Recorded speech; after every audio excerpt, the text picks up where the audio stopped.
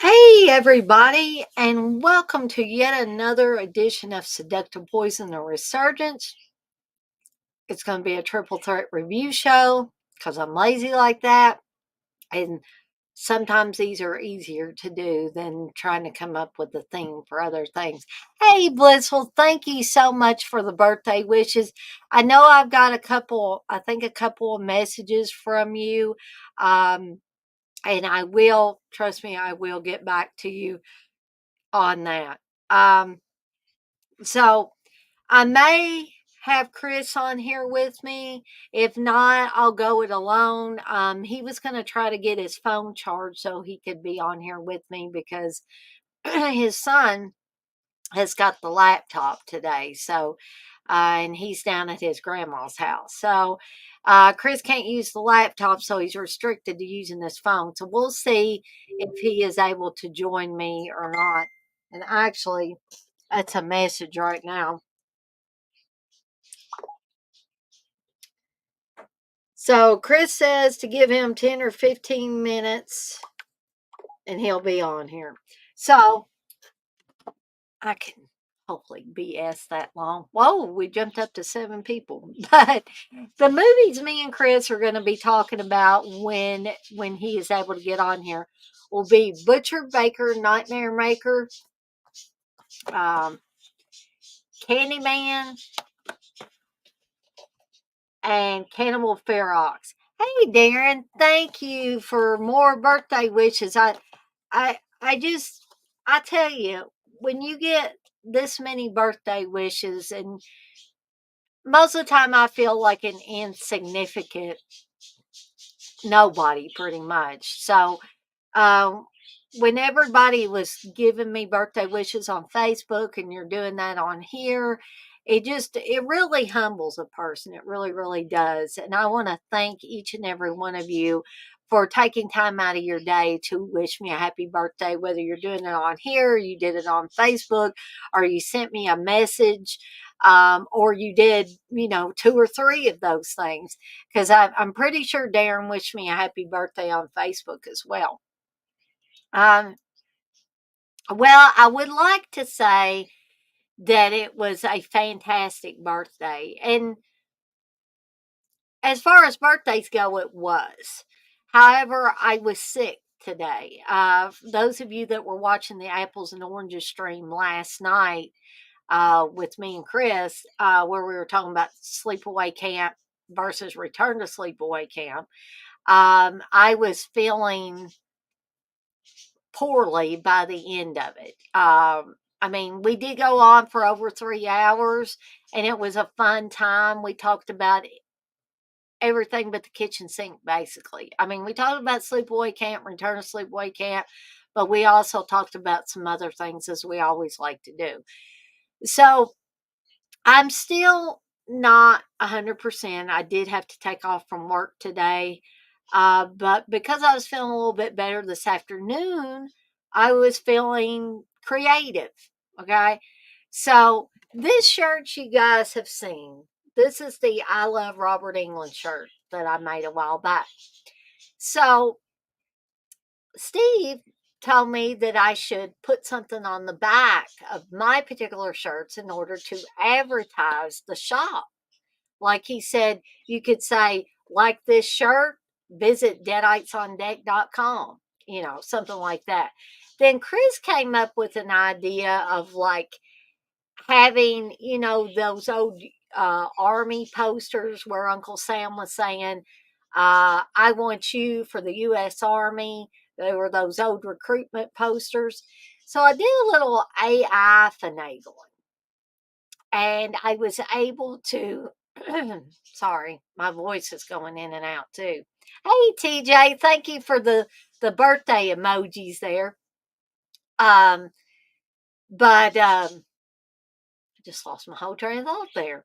Not TJ's fault. It's just mine. I turned 48 today, and my brain gets worse.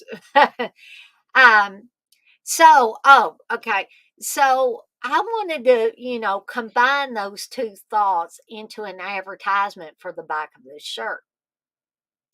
So I did a little AI finagling and was able to get something that I thought looked pretty cool. Okay. Now I'm going to attempt to show you the back of this shirt. Um, so let's see what we can do here, gang. I can't take it off because that wouldn't be good. Um, y'all don't want to see my butt. Hold on a second here.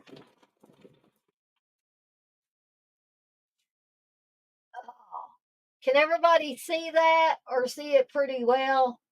Because I know it's hard to sometimes show this if you've got the shirt on your person. Um, so um, let me let me try to. I'm afraid I'm gonna fall down on the floor because I am an old woman, gang. Maybe this would be better. Um, can everybody see that? It's hard. It's kind of hard at my computer desk to get in position. Oh, to show you guys that. But if anybody didn't get to see it or couldn't see exactly what it said on there, it says up at the top, it says, like this shirt. And then at the bottom, it says, I want you to visit deaditesondeck.com. So that's what I had been working on this evening.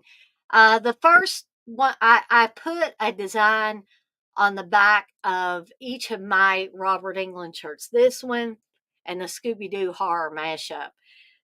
Now, the Scooby Doo horror mashup, I kind of made a few mistakes when I was doing that, including one mistake which caused the front image of the T-shirt to be transferred to my pressing pillow. I mean, it stayed on the shirt, but it made a nifty like flip design with reverse writing and everything right on my one of my pressing pillows. So I was like, "Oh, holy cow, how'd that happen?" And then I thought, "Duh, dang it, you got blowout. You didn't lay any butcher paper down between the image on the front and your pressing pillow on the heat press." So live and learn. So I just flipped the pad over to the blank side, because there's another blank side. And I made sure I put butcher paper down. The other thing I neglected to do was use enough butcher paper on the first one. And it kind of made a faint kind of brown line on it. And so what I learned from that is don't be stingy with the butcher paper. Put a big old hulking piece on there. Okay. So I didn't destroy the shirt. It just, is gonna hopefully maybe it'll come out in a few more washings. I'm actually drying it right now. It was a little dirty. I'd gotten some soup or something on it. And so it needed washing anyway. So I thought, I'll throw it in there and wash it. But, I'm still learning with this stuff. And it's like I told Steve, it's better if I make the mistakes on my own shirts rather and, work out the kinks than it happened with a shirt that somebody has actually purchased. Okay. So I'm still, working out all the kinks. And this was my first attempt at double-sided shirts. So,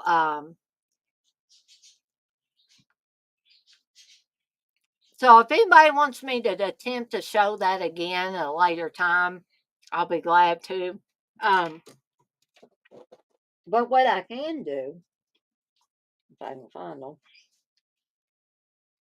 is show you. These are just plain. Can't talk. These are just printed on plain paper. Just as samples. This was one design. And this was the design that was put on the other shirt that's in the wash right now.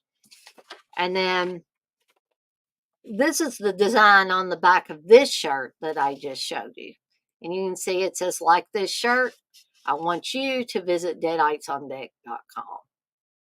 So, just thought I would show those off.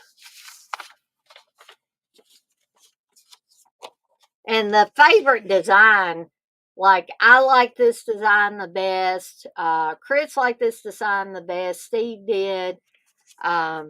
So, y'all can let me know what you think of those. But thank you, Bliss. Were you able to actually see it on the back of the shirt, the one design on this?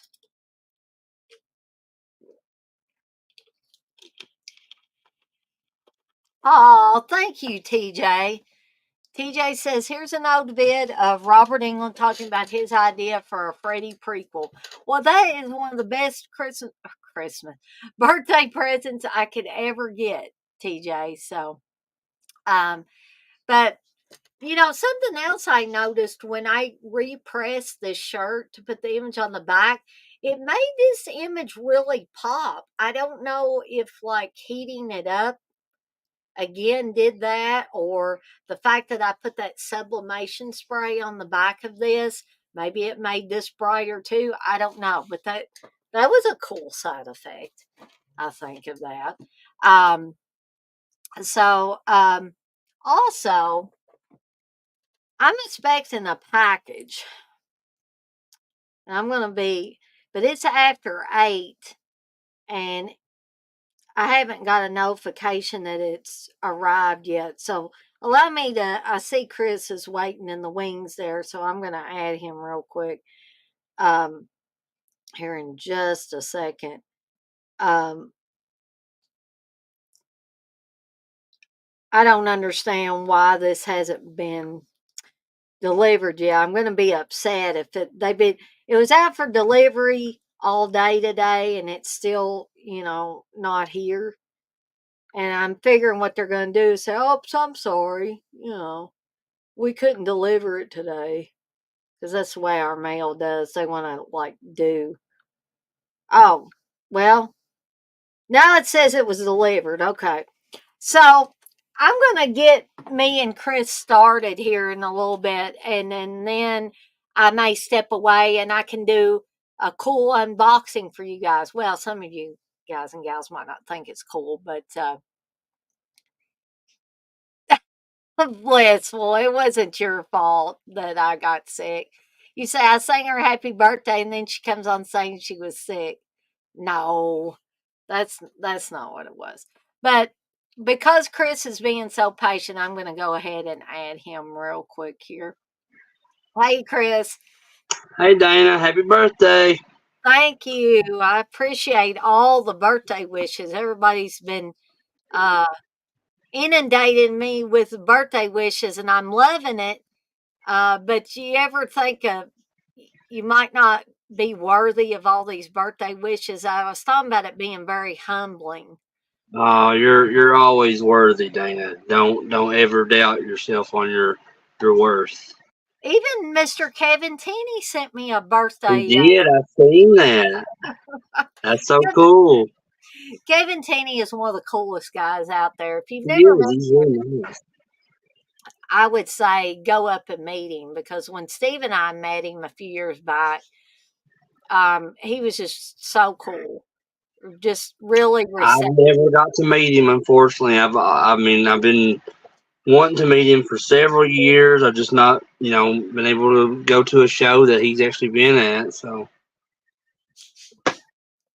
I'm trying to remember if it was like a Days of the Dead or it was something else. I'm gonna have to ask Steve and see if he Well, remembers. see, I know like years ago, it was, I want to say it was like Friday Night Film Fest 2008. Uh-huh. I didn't go to that show, but I just remember Wes and Aaron from Dead Pit talking about it and saying that, like, they asked him to come up to that show and he, like, sat at their table with them and stuff. Yeah, yeah. See, unfortunately, I missed out on that because that was before I even knew there was Dead Pit, and Mhm. Me um, too. I actually started listening to Dead Pit the end of 2008. That's when I just Um, I want to say it was like either that same for me or like early 2009. I can't remember. I want to say it was like late 2008, um, because I'm pretty sure it was right after I moved back home from Huntington, West Virginia, and it's when I became friends with my friend Justin Owens, and we started hanging out, and he was the one that actually told me about Dead Pit.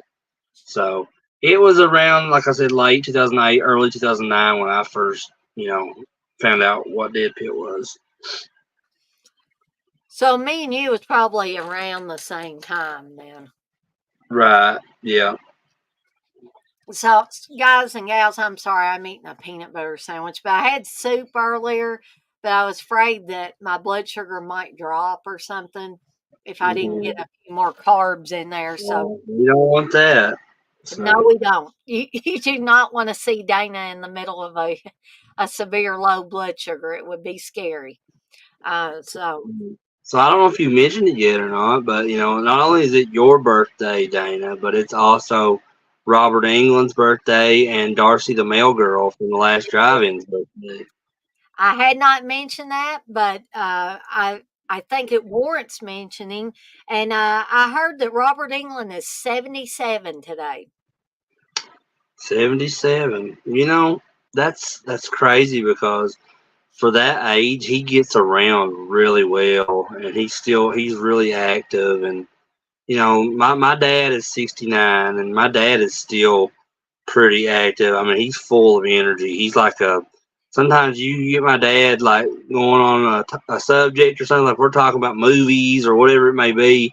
He'll start like like getting excited. He'll start fidgeting around and stuff, and he gets pumped up, and um, I love seeing it like that, because I hope that when I'm that age, I'm the same way. TJ says his bud's girlfriend's birthday's today too. So we got Hmm. a lot of people with birthdays on June 6th. And I'll tell you, my family has a lot of things going on in general in June. My cousin Clayton's birthday was the 3rd of Hmm. June. My birthday's the 6th. This isn't my family, but I think of her like family. My neighbor Kim, her birthday is the 9th of June. Hmm. My Yeah, mom and dad, yesterday. Go go ahead. ahead, Chris. I didn't want to interrupt you. I was just saying that yesterday was my nephew Henley's birthday. That's right. Um, the 14th is my mom and dad's wedding anniversary. That's it. This year is going to be their 50th wedding anniversary.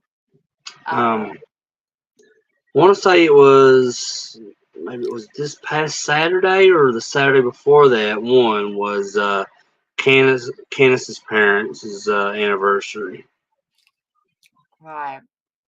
which as far as my parents' anniversary, I don't really know. I don't even know the date that my mom and dad was married. But I mean, my mom and dad's not even married anymore. They've been divorced for several years. But I mean, but they're still like really close. They're like close friends and everything, and they still do stuff together. Mhm. Um, I'm pretty suspicious sometimes, Dane. I'm like, what's going on here? Are they like getting back together? And like, my mom started up and down. So I'm like, no, no, we're not. We're just friends. I'm like, oh, I mean, but I said, if you're more than that, that's fine, mom. I mean, you tell me if Yeah, you are.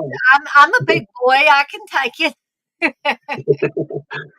um, thanks, Dirk. Dirk says, "Happy birthday, Dana." You know who else's birthday is today? Damien Thorne. That's exactly right. That's right. I was telling my mom that today. I said, "You know, Damien, the Antichrist on the Omen." I said his birthday's June 16th. And my mom was like, "Oh my gosh." Hey, So, Dana, did you get any cool birthday gifts or anything? Did Steve do anything for you today? well, Steve is going to take me out for a birthday lunch on Saturday. Wow. after I get off from work because I've got to work 4 hours. I get off at noon. Um, yeah, it's Cool. all for Damien. Hey, Shadow. Thank you for the birthday wishes. So where are you guys going to eat on Saturday, if you don't mind me asking? Texas Roadhouse. Oh, gonna get you a whole tray of them rolls. That's like I will get a whole tray, but I'm sure I we'll have I think I told you that story before, but I have a coworker that loves Texas Roadhouse, and he said that he just straight up asked him one time to just bring a whole tray of them rolls out for him. I just think that's so funny, and it just Yeah, I can wonder imagine. if they would do it, that they would bring you He a swears that they did, but I don't know. He kind of BS's me sometimes, and which is funny because that's his initials. Is BS Billy Sizemore. that's So hilarious. I always tell him that he's full of BS. Well, I guess technically you could be, with his initials Yeah. being um, yes, TJ, I do remember that Texas Roadhouse used to let you throw peanut shells on the floor.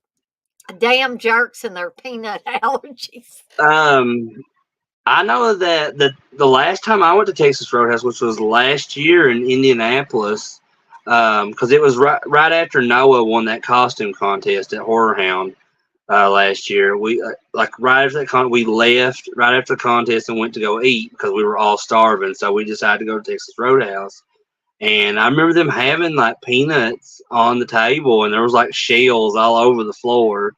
See, Uh, I don't think we've seen that in Louisville for a while now. And there used to be a restaurant me and Cass would go to that was here in Hazard, but they don't have them. I know they still have them, but we don't have one here in Hazard anymore. And it was a Reno's, um, and they did the same thing. They would bring like it was like a whole metal bucket and sit in the center of the table full of peanuts. And they would like the shells and stuff would be all over the floor everywhere. It was like a mess in there.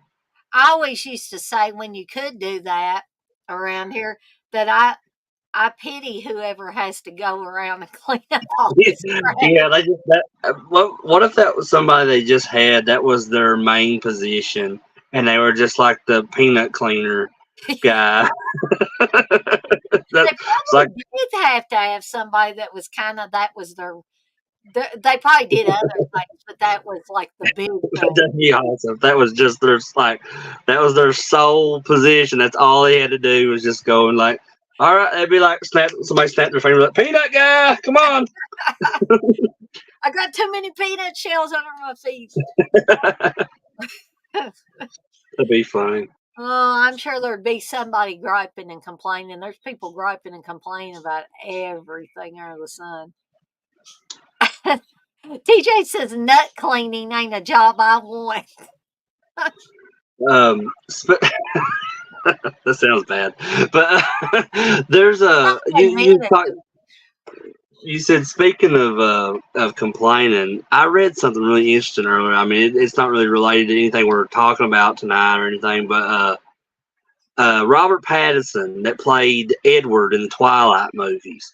I read this thing came across my newsfeed on Facebook about how when they were filming one of those Twilight movies, there was this girl that like stayed outside of his like apartment or something. He's like his like stalker, and he said that one day that she was out there because he said she was constantly out there.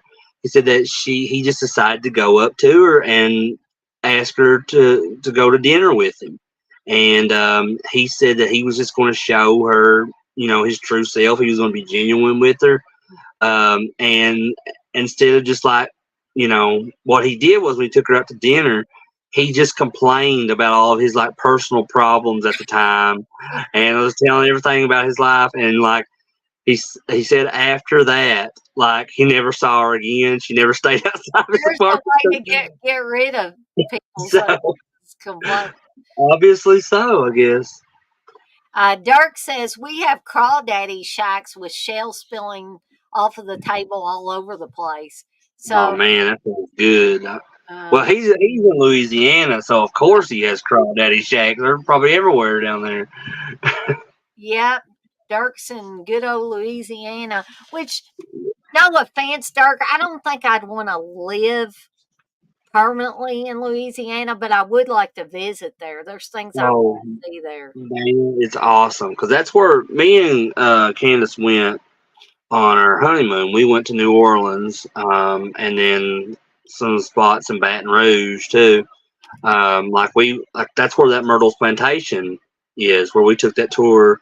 That was in Baton Rouge, but we were primarily staying in New Orleans, so we went to like the French Quarter and everything, and we did like one of the ghost tours where it went like past like the Madame Laveau's house and all that stuff. You know, the house where they filmed American Horror Story Coven, the third season, just different stuff like that. And then, like midway through that tour, we stopped at this bar, and I got like this like thing called like a voodoo zombie something, some kind of drink, Mhm. and it was really good, but and it got me like really really tipsy. and Yeah, you got uh, to watch those things. They, and I got a little bit of trouble with Candace because like at the end of that tour, like I um, I went up to the tour guide and I tipped her because I seen other people was going up to her and like tipping her money.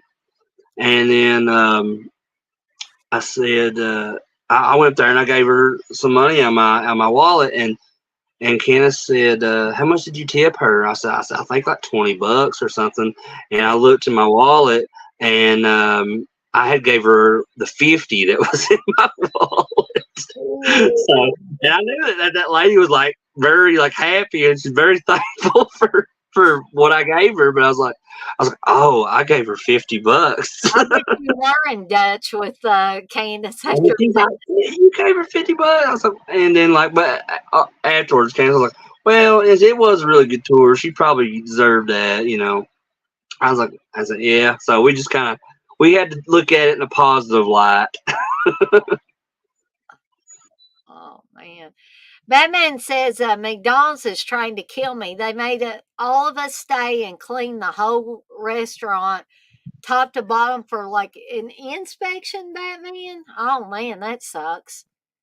Um, Yeah. With a toothbrush. No, yeah. just joking.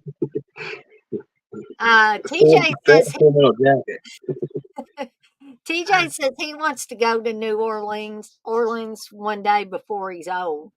Man, Yeah. it's awesome. It's so killer because and Candace had to explain to me a little bit because she knows a lot about the cultures and stuff down there in New Orleans and all Louisiana. And we were like walking down the street one night, and we seen all these people walking, and they were like playing like these jazz instruments and stuff.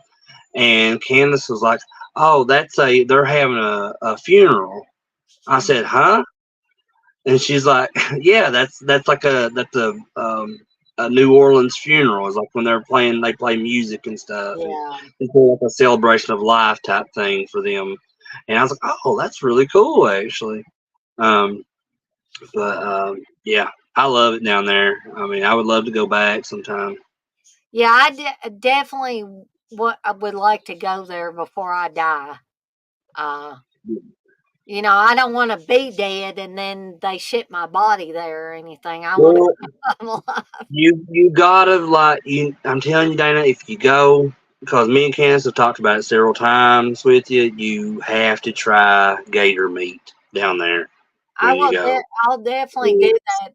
Either that, or I will get Steve to take me to the Hungry Pelican when they have fried gator, and but he won't ever take me. it was one of the highlights of our trip. It really was. I mean, like, because we never had like anything like that before. We've not had anything like it since. So. Hmm. I just have to not think about the gators I saw at the aquarium when we went to the Newport Aquarium. 'Cause- uh, Dirk says, yeah, they have all kind of tours in Nolans, if you go on a voodoo tour, don't leave nothing behind Marie Laveau's shrine or any voodoo. Oh, So yeah, we didn't go up into the shrine stuff. Like we didn't do that specific tour. It was another tour where we went like past the house and all that stuff. And it was basically just kind of like a sightseeing tour. We not to go do any kind of hands-on stuff or anything like that. But yeah, they have all kinds of different stuff like that on there. And TJ also said maybe I'll find Victor Crowley. yeah. Tell you, man, that maybe you could. You If know, you there's can a find lot. him There's anywhere, you find swamps. him there. There is swamps everywhere, and that's another thing they did. They do a swamp tour, uh, and I wanted to do it, and Candace was like, "Hell no, we're not doing that." And I was like, "Come on!" She's like, "I ain't getting on no boat going in a swamp." That would be like Steve. I would want to, and then I ain't getting out there in the middle of a swamp on no boat. But Chris, I hate to leave you by yourself, but I am going to go get my vinegar syndrome package. I think has arrived. Awesome, So cool, if y'all will permit me to go get it, I will come back and do a little unboxing for everybody of a couple of things. So I'll I'll, awesome.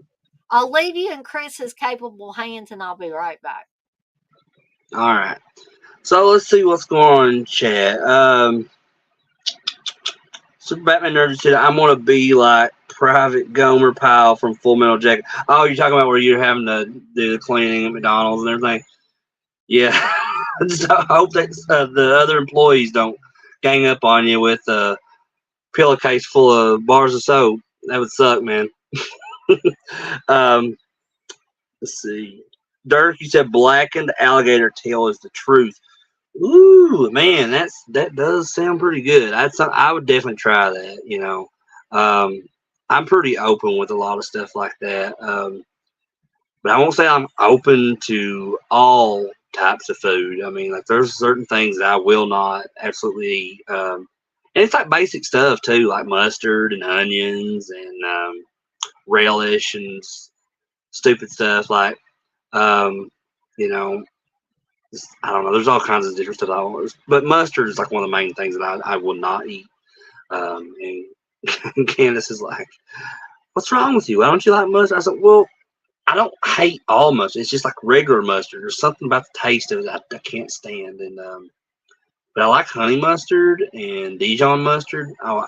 I get this club um, sub from Jimmy John's sometimes, and it's kind of like I think it's called it's like a Billy Club or something. I think is the name of the thing. It's got like ham, I think turkey and roast beef and like cheese, and you can get this Dijon mustard on it, and it's super good.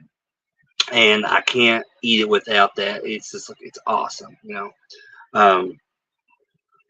Super Batman Nerd, you said, I never knew that Victor Crowley was an LGBTQ slasher because he's always hollering for daddy. I like that. That's a good joke, man. I didn't know where you were going with that at first, but then I was like, oh, he's fucking around. Uh, Dirk, he said, taking a swamp tour with a one-armed guy named Bo. Holy shit, that would be awesome. I would that would like make my whole trip if I just take a swamp tour with a one-armed guy named Bo.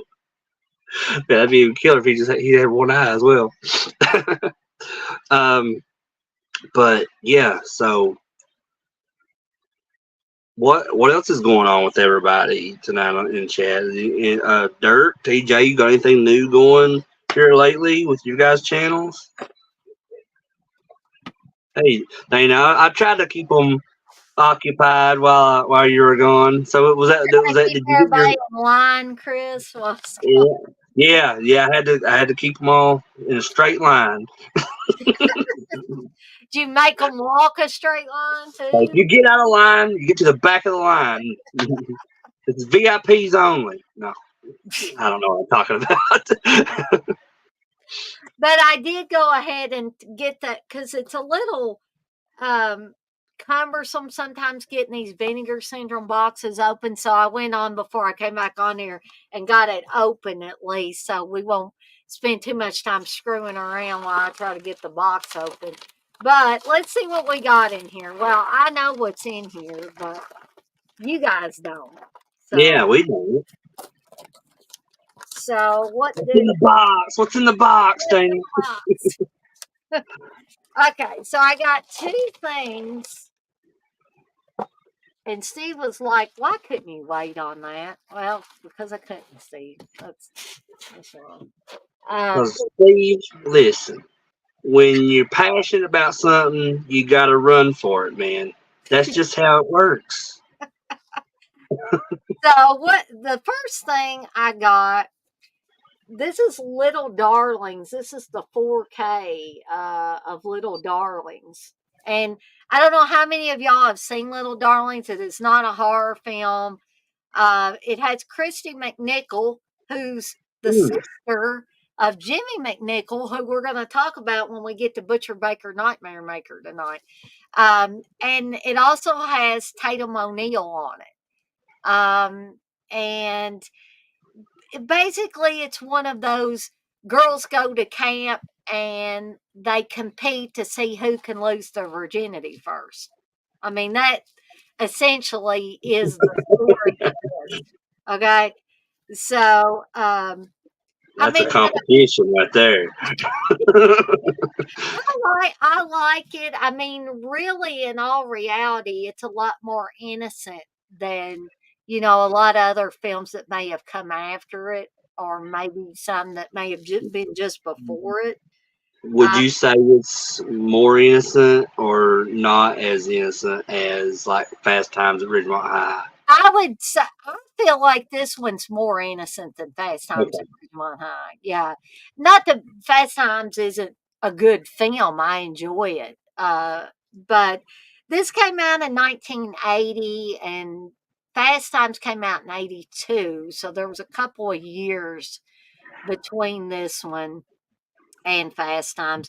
But if you haven't seen it, I mean, don't go out and buy this big hulking set, if you've never seen it before, because you may watch it and you may not like it.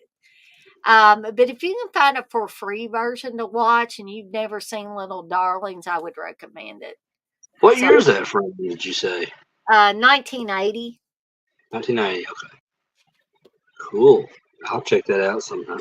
I And, never heard of that movie. oh, really?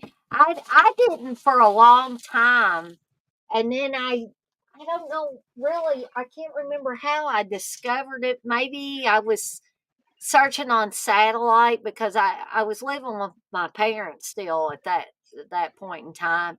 And I probably just came across it on satellite, channel surfing, and thought, oh, this looks interesting. And Yeah.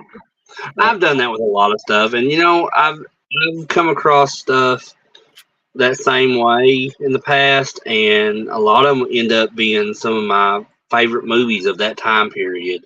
And and I've watched over and over again.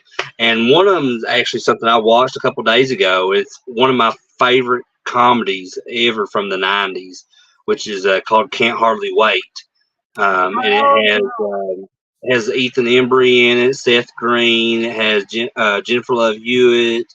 There's a lot of people in is that. It's got is Patrick Dempsey in that one? Or Patrick Dempsey. Or am I I thinking don't. of another one? Maybe I'm thinking of another one. No, I don't think so. There's a because he would Patrick Dempsey at the time when that movie came out would have been Too probably maybe. well, how old do you think he would have been around like in the like mid '90s, mid to late '90s? Oh, I don't know.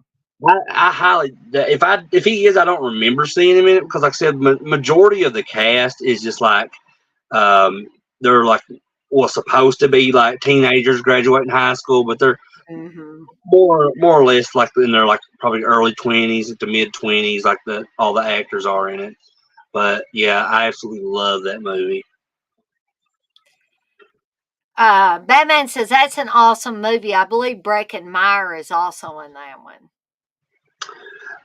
Yes, he is. He's the lead singer of the band in the movie called Love Burger, and it also has the guy that's the drummer in that band in that movie is the guy that plays Turk from the TV show Scrubs. Um, Uh, and one like the big like the real nerdy guy in the movie that plays William. He is the guy that played the little kid in Dick Tracy, and he also plays Peter's son in the movie Hook, Jack. Um, so yeah, if you've never seen Can't Hardly Wait, and you like just like classic '90s coming of age type films, actually, Super Batman Nerd, you might like it if you've never seen it because I know you like the Porky's movies, and those are all like the coming of age type films, and this is like the same type of deal, but it's just like all based in the '90s. There's a lot of '90s music, there's like references and stuff in it, so yeah, it's really cool. um, so the second thing I got was the Homegrown Horrors Volume 3. And the main reason I got this is for this middle movie here, which is Haunted Ween. And anybody that has heard me talk about Haunted Ween will know that this was filmed in Bowling Green, Kentucky, or a lot of it Oh, was. Some of it on the campus at Western Kentucky University in Bowling Green. um, yeah, it's funny you mentioned that, Dana, because I think I was talking about this last night on the stream last night about when I was in like fourth or fifth grade. I was on the forensics team, Mm-hmm. um, and I was in the category for poetry, and like I got to go to a state competition and compete, and it was actually at Western Kentucky University in Bowling Green, Wow.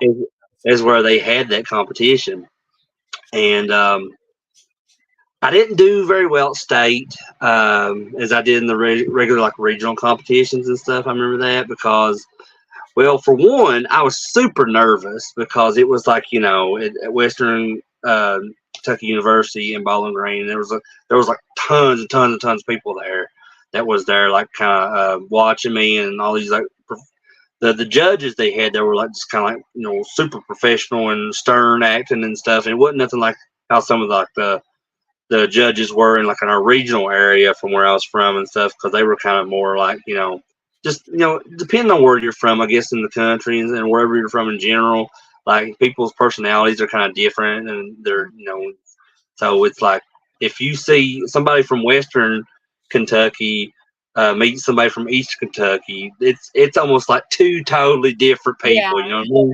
exactly. So not only was I nervous for that competition, I remember this, but early that morning before the competition, the really nice hotel we were staying in had like this big continental breakfast and all kinds of different stuff, and they had like this waffle iron, and I was Mhm. trying to make me a waffle, and when I tried to get it out, I burnt the tips of my three fingers on my right hand on the waffle iron. So like I was not only was I nervous when I went to the competition, but I was also in pain. So, and I think I like really I rushed through my like performance, and yeah, just screwed up the whole thing for myself. Goodness gracious. You won't forget that time period in your life, will you? That's something I'll always remember for sure. So, Haunted Ween, like I said, was that's the main reason I bought this set. There are three movies in here, but this is my favorite of the three. And anybody that likes horror movies, that likes haunted houses, that you go in at Halloween time and people dress up with the masks and the costumes and stuff like that and try to, scare you. I think you'll find this one enjoyable. Is it the best movie ever made? No, it's not. It's pretty, low budget. But the cool thing about, like I said, is it was filmed in Kentucky. It was filmed in a lot of it was filmed in Bowling Green, Kentucky. Um, and also the guys and gals that worked on this film the majority of them were Western alumni. They had graduated from Western Kentucky University, and then they had went their separate ways for a while. A lot of them went out to California and different places to try to, acting gigs and different things. But the director, Robertson, decided he wanted to go back to Bowling Green and he wanted to film a horror film there. Isn't that where John Carpenter is from too? Isn't he from Bowling Green? Grew up in that area. Yeah. Yeah, that's what I thought. Yeah, that's why on our way to, if we're going through Bowling Green, my brother and sister in law live in Bowling Green now. So if I go to visit them, I have to go to Bowling Green. But if me and Steve are either going to Bowling Green or we're passing by Bowling Green, you will see a sign for Smith's Grove. I kid you not. That Yeah. Stephen King. John Carpenter took names from in and around Bowling Green and put them in the Halloween films. Yeah, I know that I have seen that when I've been through there before, that area, and I've always seen that Smith's Grove, and I'm like, and every single time, Candace will tell you, like, every time we went past it, I've always said, that's where John Carpenter got the name for Smith's Grove and Halloween. And I was Yeah, like, because he grew up here. I think he temporarily went to WKU too, if I'm not mistaken. I believe he did. Yeah, for a short time. Yeah. Mhm. But I'm looking forward to watching this again. Sadly, I believe Doug Robertson passed away in the last few years. He may have had cancer, but I'm not 100% sure on that. But this thing is chock full of special features. There's the 85-minute version of Haunted Ween is on here. There's a commentary track with I think the commentary track with the Hysteria Continues does one, so that's going to be new. I was hoping that they would have that commentary. I'm going to have to look at it and see if it's got the original commentary. Oh, it does. Okay. So it does have the original commentary that Doug Robertson, the director, and Corey Lash, the producer and cinematographer, did for the original release of this. But there's some new stuff on here as well, some new interviews and that Hysteria Continues commentary. Now here's a blast from the past. This is Revenge, which is actually a sequel to Blood Cult, believe it or not. And I don't know how many of y'all have seen Blood Cult, but I'm not. that's not a good movie either, but it's a fun movie. But this movie is even worse than Blood Cult, if you can imagine that. And who is it that's in here? That is it. John Wayne's son? Yeah, Patrick Wayne. John Wayne's son stars in this Oh, movie, so you can get to see Patrick Wayne in this one it if kind you of looks want. like Victor Crowley on the cover back there. Yeah, it does. It does kind of look like him. And the last one, I don't think I've seen this one, but it's called Deadly Love. So I guess I'll have to get back with everybody on Deadly Love or Deadly Glove? Deadly Love, LOVE. Deadly Love. Oh. Yeah. They should make a movie called Deadly Glove, and it should be like a giallo, where you just see the killer with the gloves all the time. You could have a black glove on there with blood spattered on it or something. Or like it'd be like or do like a spoof giallo, and where like Michael Jackson is the killer, so you just see like one glove, and it's the shimmery like glitter glove that he would always wear. Oh wow, Dirk! It's your and Tasha's 8-year anniversary today. Well, happy Oh, anniversary, you awesome! guys! Happy anniversary for sure. He says, Today's a good day all around for I people. know. He says Tasha and Grayson say happy birthday as well, Dana. And I forgot to tell you, it's mine and Tasha's 8-year anniversary today as well. So, um, TJ said Haunted Wing reminds me of the barn a little. Yeah, I guess it could.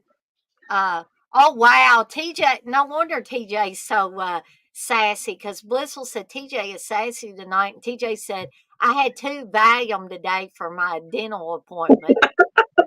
Whoa, we better look out because TJ's got 2 Valiums in him.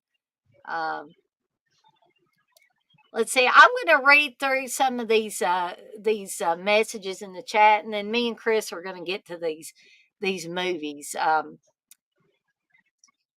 Let's see.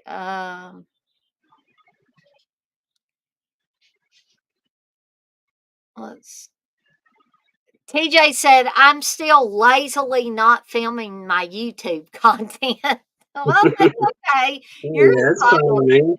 Well, me and Candace are in the same boat. We're just like tonight. We were supposed to film some more episodes for Video Dead and TerrorVision to upload tomorrow, but we might be a little bit late on that again this week. So sorry about that, guys. If you're looking forward to seeing those tomorrow, we'll probably end up filming those either tomorrow or Saturday. Honestly, my son is going to go stay with my mom this weekend, so we'll have the house to ourselves and be able to do stuff while he's gone. So hopefully we might be able to get those new episodes up by Sunday. I know on like our little advertisements on the channel and stuff, it says every Friday, but we need to put like a little disclaimer on there. I told Candace, I was like, because Every sometimes Friday, they might not, something doesn't come up. yeah, sometimes they might not be on there every Friday, but they'll Well, be on there. you know how I do, Chris. I'll just at the last minute say, "Sorry, guys and gals, I'm not doing this tonight because I'm either Right. bad or wiped out or you know." Well, that's a little bit different for you though, because where all your stuff is like live streams.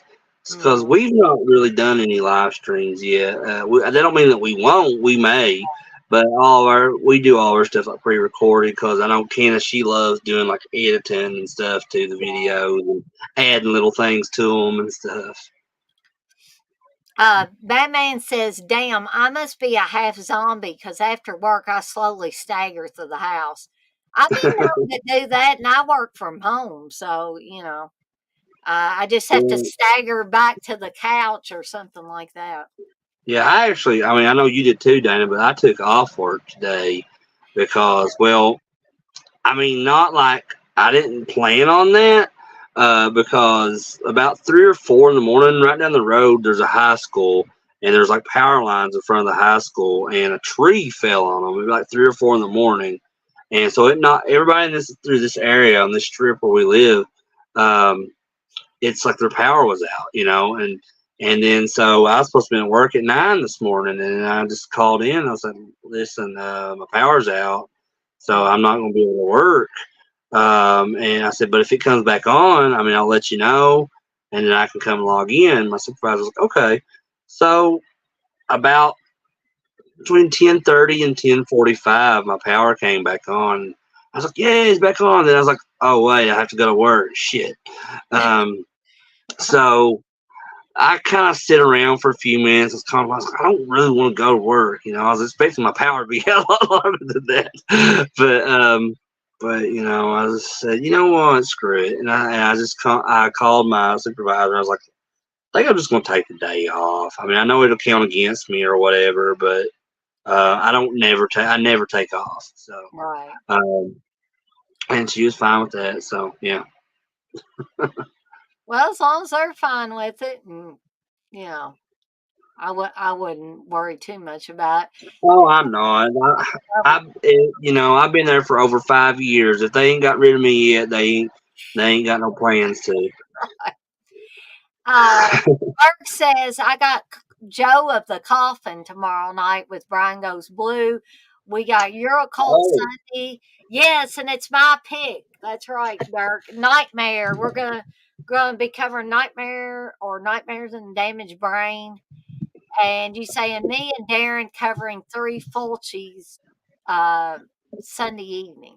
speaking of what Derek was talking about, check this out. This is the old Oh, Anchor Bay, and I think Anchor Bay released this, the Coffin Joe collection. This was the I believe this is the Region 2.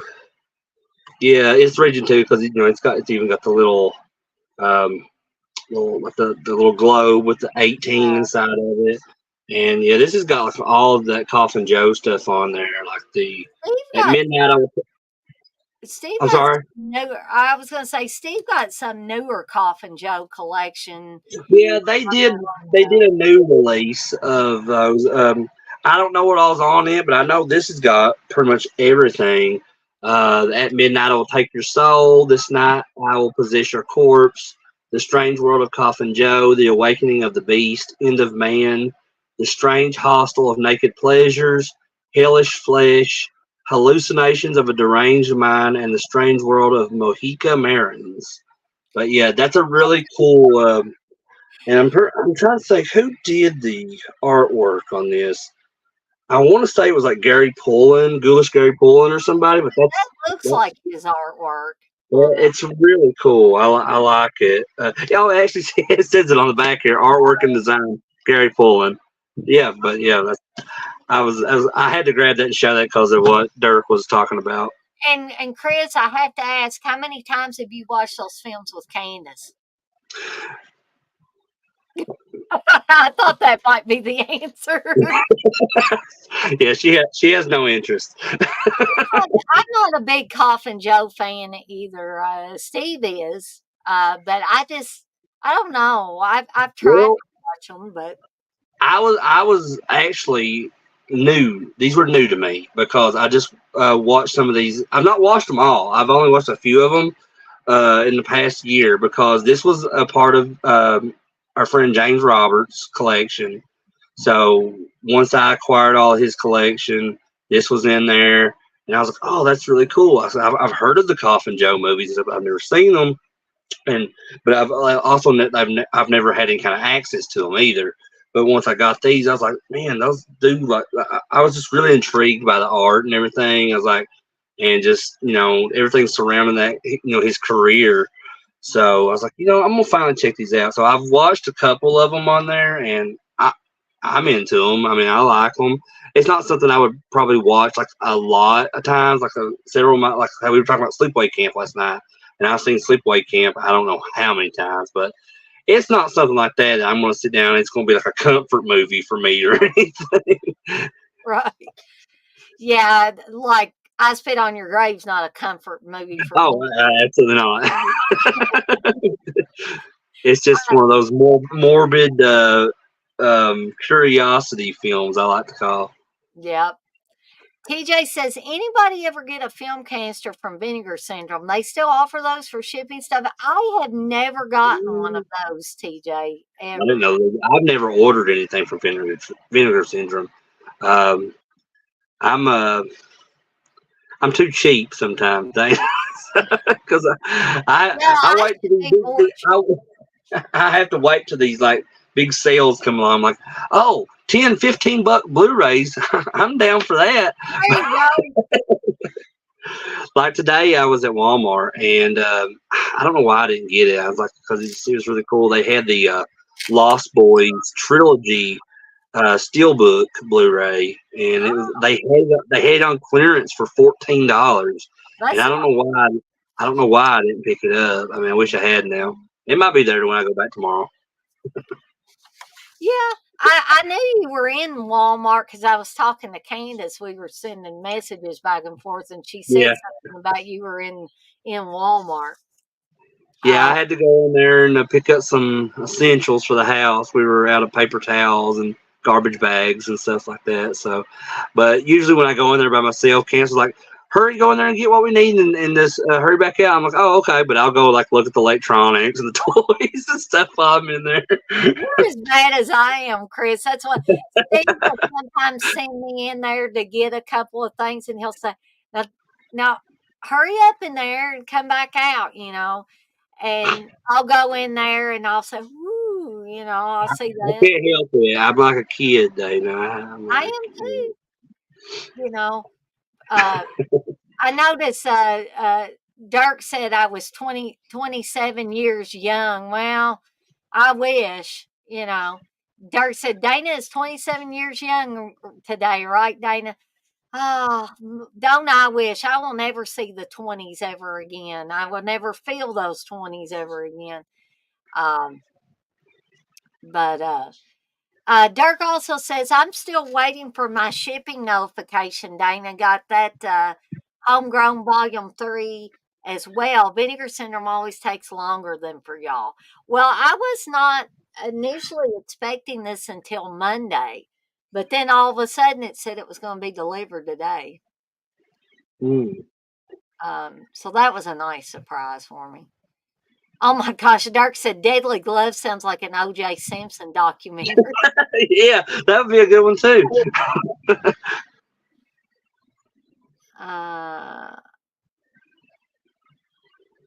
Batman says, Sam Raimi got the inspiration of Ash's dead-eyed hand from Scott Spiegel's short film, A Killer Hamburger Helper Hand Attacking a Housewife. You are correct on that, Batman. I did not know that. Oh, you didn't know that? Yeah. No, Have that's you awesome. have you ever seen the short film that they made, Attack of the Helping Hand? No. Oh, you need to see if you can look it up on YouTube, Chris, because I that is I fun. think it's actually on one of these Evil Dead release. I think it's on this Evil Dead Ultimate Edition Anchor Bay release I got. Yeah, I yeah, think it's for like the featurettes or what or something on the special features. But I know Within the Woods is on there too. yeah. Well, I don't think Within the Woods has ever been officially released on anything because Oh, well, let me grab this and see. I could be wrong, but I didn't think so. Let's see. Hey, No, Dave, it's not. I was wrong.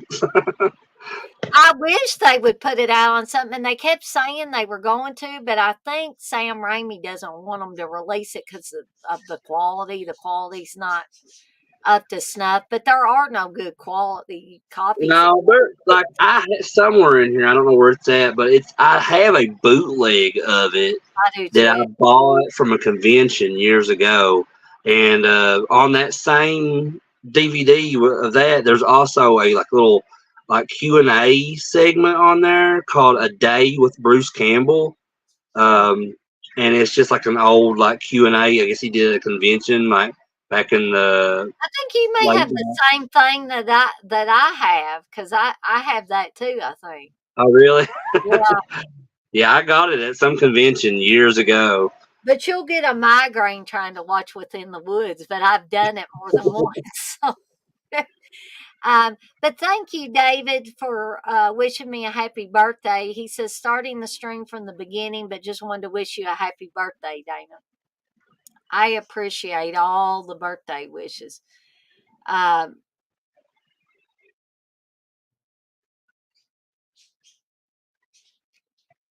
Dirk wants to know who's everyone's favorite director. Well, you know who mine's going to be, Dirk, without question. Sam Raimi. I have a lot of directors that I like and respect, but you ain't called the Evil Dead chick for nothing. So I Um, have to say Sam Raimi. my favorite is John Carpenter. Mhm. Um, he's also my favorite composer as well, and I just I love everything about John Carpenter. I think he's the man. You know, but there's a lot of people up there that's right in that same caliber with him.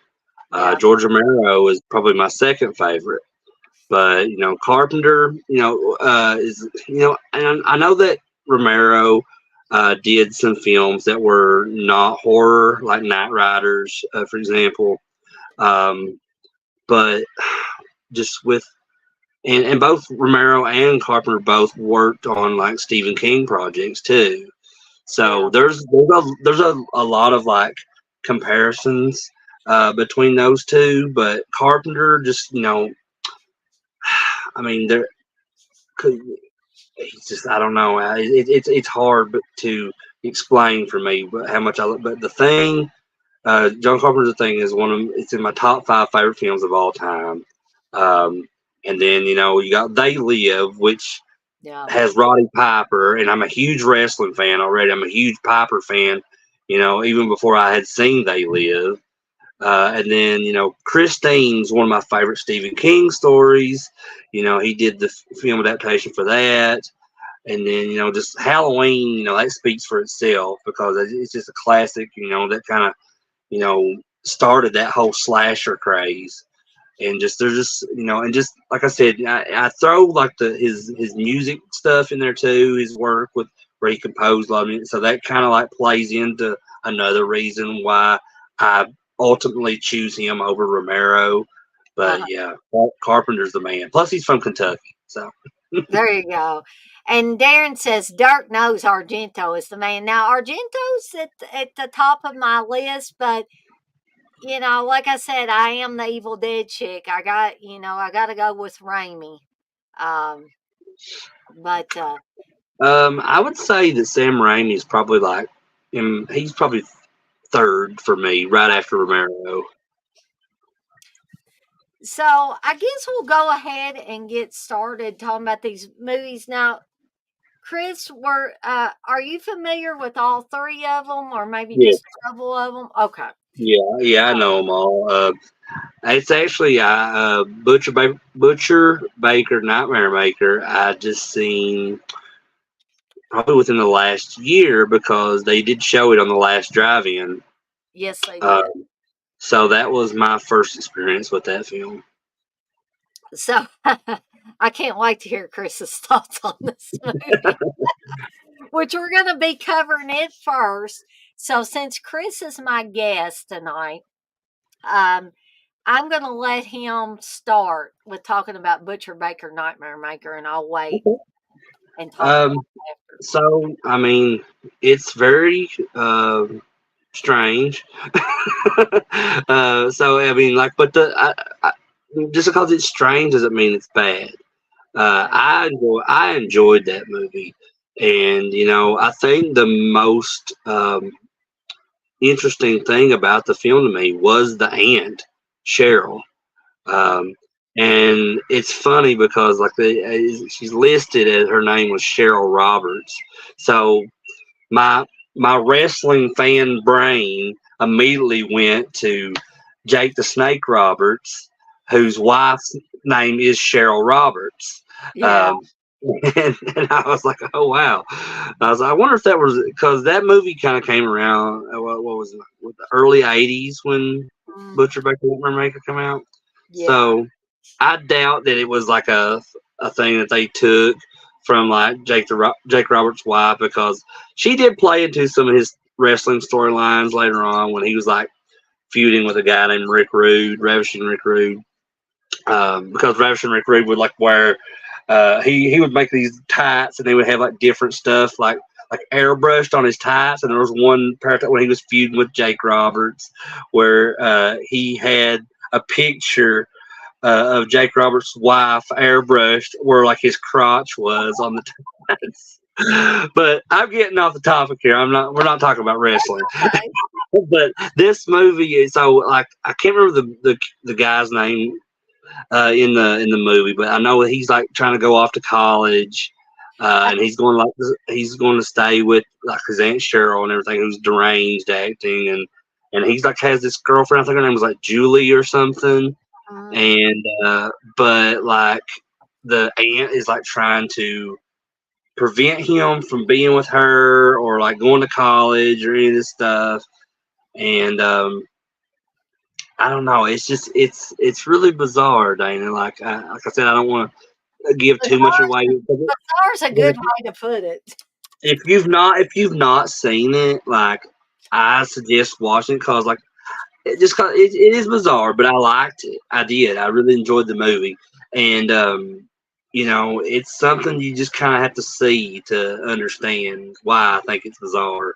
Because you know, there may be some people in here that's never seen that movie, and it's worth a watch for sure. Um, I was gonna take note of what Dirk had in here. He says, AKA Night Warning. He said he prefers, I guess, the title Butcher Baker, Nightmare Maker. He said, but that film couldn't be made today. And he is exactly right. And one of the big reasons is um, the there is a homosexuality element to this, and there is a lot of intense hatred for people that are homosexual in this, and that's as far as I will go with that Yeah, because I, uh, yeah. I mean, and she's right. There is, so just be wary of that. Going if that's something that kind of offends you or anything, because and yeah, because I know that can be a touchy subject with some people, and that's why. Yeah, I wasn't sure if I was going to bring that up or not, but yeah, there definitely is. So like, but you know, it was a thing of that time period, you know, and that wasn't just this film, you know, by itself. There was a lot of films that did that. That kind of like, you know, targeted people like that, and but you know, it was a different time. That's all I can yeah, it say. was a product of its time, which actually this came out in 1982. So definitely a product of its time. And Dirk is exactly right. This film or any film like it would not get made now. It just Right. simply would not. But Dirk says, yes, it's great. Tony Tiger approved. I did want to mention that Bill Paxton is also on this movie as well. So you can get to see Mr. Bill Paxton playing I a don't kind of a bully character in I this. don't remember him in it. I must have missed that part. He was on the basketball team and he was always picking on Jimmy McNichol's character of Billy, like the main. Oh, well, see, I don't recall that, but I just also I think when I was watching it when it was on last drive-in, I think I was doing something else at the time, and so I was kind of it didn't have my full attention, so it's possible that I missed that. But I'll have to go back and watch that because I do love Bill Paxton. I've jokingly said in the past that Bill Paxton is the greatest actor of all time. But you know, the more I think about it, it's for me personally, it's not really far from the truth because Bill Paxton is awesome, and you know he can play a wide range of different characters, and he's the only person technically that was a human character to be killed by a Terminator, a Predator, and and a Xenomorph. Now, you know, there's that argument that Lance Henriksen was as well, but Lance Henriksen played an android in Aliens, so he was never alive to begin with. Right, exactly. Uh, Batman, if you're still in here, I hope you don't have too hard of a night at McDonald's or McHale, as he Yeah, calls Mikhail. That's a it. good movie title. Yeah, it sounds like Welcome to a Mikhail. It's like a killer Ronald McDonald running around. yeah. Batman needs to make that movie. That'd be Uh, awesome. let's see. Yeah, TJ says the cop character is definitely in the closet. Yeah, I will agree. Bo Svensson's character is definitely because he's trying to cover up for something by uh being the way he is. He's a cop, but he's not a very good cop. He's not a very good person. And we talked about Sleepaway Camp last night, and Sleepaway Camp is kind of, considered an LGBTQ Mhm. film too. From like just the stuff surrounding Angela and the twist in the end of the film to the beginnings of the film with their dad and the dad's lover that was like because they were kind of like in hiding, they were kind of hiding their relationship from everyone. Yeah, uh, exactly. so yeah, that's So kind of up there too. technically, Sleepaway Camp wouldn't get made now, more than I likely. mean, the way Uh, I don't know. I mean, like maybe not it because I mean a probably lot of wouldn't get made in the way it was back in 1983, I guess is a better way. right, yeah, they would. I mean, they could probably change a few things here and there. Um, I don't know how the twist ending of Sleepaway Camp would get over nowadays with people either. I don't know. I mean, it might have an audience like on like direct to video stuff or something, but like full motion picture feature films in theaters, theatrical film. I don't know. That would be an interesting reaction from some people. Be an interesting little experiment for somebody to do. Yeah. Dirk says Susan Terrell is batshit nuts and can be in the conversation for crazy performances. Yeah, Susan Terrell, she always does play unique, kind of eccentric characters, but she's not a unique, eccentric character in this. She's just crazy. I mean, she is all out crazy in this movie. And too touchy feely with her nephew. Yeah, If you want to know the truth about it, yeah, uh, a little bit.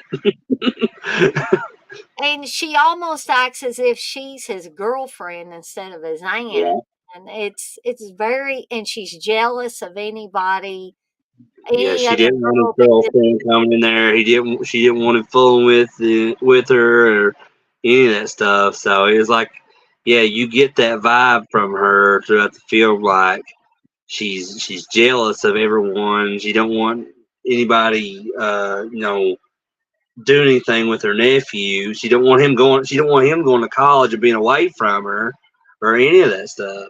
And mm, it's just like it's a very strange relationship. yeah, and it just is very cringy. It's like every time she gets close to Jimmy McNichol in this movie, it's like, oh gosh, don't go there. Don't go there. I don't want to see this. And the movie is great and you can't look away. But Chris, did you feel like when you were watching it that it was like you kind of wanted to turn away? You didn't want to see the ant like rubbing all over Jimmy McNichol Well, and it is weird, yeah, but I've seen a lot of the similar stuff like that in films over the years, um, and not just films, but TV series and stuff, and like, um, you know, there's really nothing much that can shock me anymore. I've me seen so neither. much. Yeah, we're a little bit case hardened, Chris. We're too desensitized, I guess. Hey Ben, hey Dakota. Dakota said David Gordon Green said this movie was an inspiration for Halloween ends. Good gracious. I don't even know what to say to that. uh, Serious? Is that serious? Is that a joke? I'm not because sure if Dakota's being facetious about that or not. Uh, because if that's true, then holy shit! How? yeah, TJ, that's right. And I don't think this is really giving anything away. TJ says she kills his parents to have him to herself, not playing with a full deck there, which brings me to the point of that first kill where the parents are killed. Is that or is that not a fantastic kill in a movie? and a That's double kill in yeah, total. yeah. You're right because, like I said, that's another thing that kind of interests me about the. If even if like majority of the movie is not super interesting, which I'm not. That's not in this case for this film, for me at least, because I really did like this movie. But if it has like some creative kills in there, Mhm. like yeah, I'm down for it. I'm like, if it's, as long as there's something memorable coming out of a film, I'm cool with it. Right. Hey, John. John says that she could play a great Norma Bates. Yeah, I could see her playing. Of course, Susan Terrell's not playing anything now because she's passed away. But I mean, back in the day, she could have been a good choice for Did you Norma. ever watch that TV series, Dana, Bates Motel? Some of it I did, not all of it. But, Yeah, I thought me and Candace loved that show. We thought it was great. um, yeah, Dark, you're right. She comes on to a gay dude too. She does do that in the film as well. But like, what did you think, Chris, of the scene like where she hacks off? Oops, I just lost Chris there. Hopefully he comes back. I was actually going to ask him what he thought of the scene where Susan Terrell whacks all her hair off. She looks even crazier then, which obviously the earlier scenes where her hair is longer, I believe that's a wig. I'm pretty sure it's a wig. Um, Dakota, you say serious. It makes sense when you think of the weird relationship that's hinted at with Corey's mom and Halloween ends. I have a feeling there's some weird scenes on the cutting room floor. Oof. But I just dislike that David Gordon Green stuff so much. I don't even think about it, Dakota. Um, but yeah, that mom was crazy too, John. I do definitely see that. Um, well, I sure hope I get Chris back. Um, at least before I get finished talking about these movies, because I know he wanted to talk about them with me. Um, But I'll go ahead and give my rating for Butcher Baker Nightmare Maker. And if we can get Chris back on here, I will backtrack. And oh, there he is. I just had to mention him. He came back. Maker, and if we can get Chris. Sorry about that. That's okay. My phone did like something super weird, and it just like closed out all the windows on my phone, Oh no. and I was like, "What in the hell?" But I had my other phone going, so I wouldn't miss anything. So I heard you asking about what I thought about when she chopped off all of her hair. Yeah. Um, I thought that's pretty hilarious, actually. It's like, this woman's super deranged. Yeah, you take one look at Susan Terrell in this movie, even before she cuts off her hair.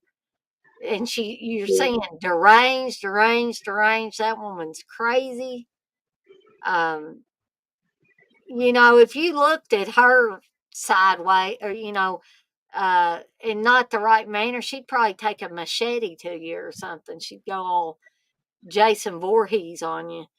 Um, but Susan Terrell, though, was the perfect choice for the aunt to Right. play the aunt in this, Aunt Cheryl. Um, but like I said, we have Susan Terrell, we have Jimmy McNichol, we have Julia Duffy from Newhart. If anybody remembers Julia Duffy from Newhart, and we have Bill Paxton, Bo Svensson. So there's a lot. This is a pretty, to me, it seems to be a pretty stacked cast. And this one is definitely, in my opinion, worth at least a watch. Now, I'm not telling anybody to go out and buy it. It is now available on 4K.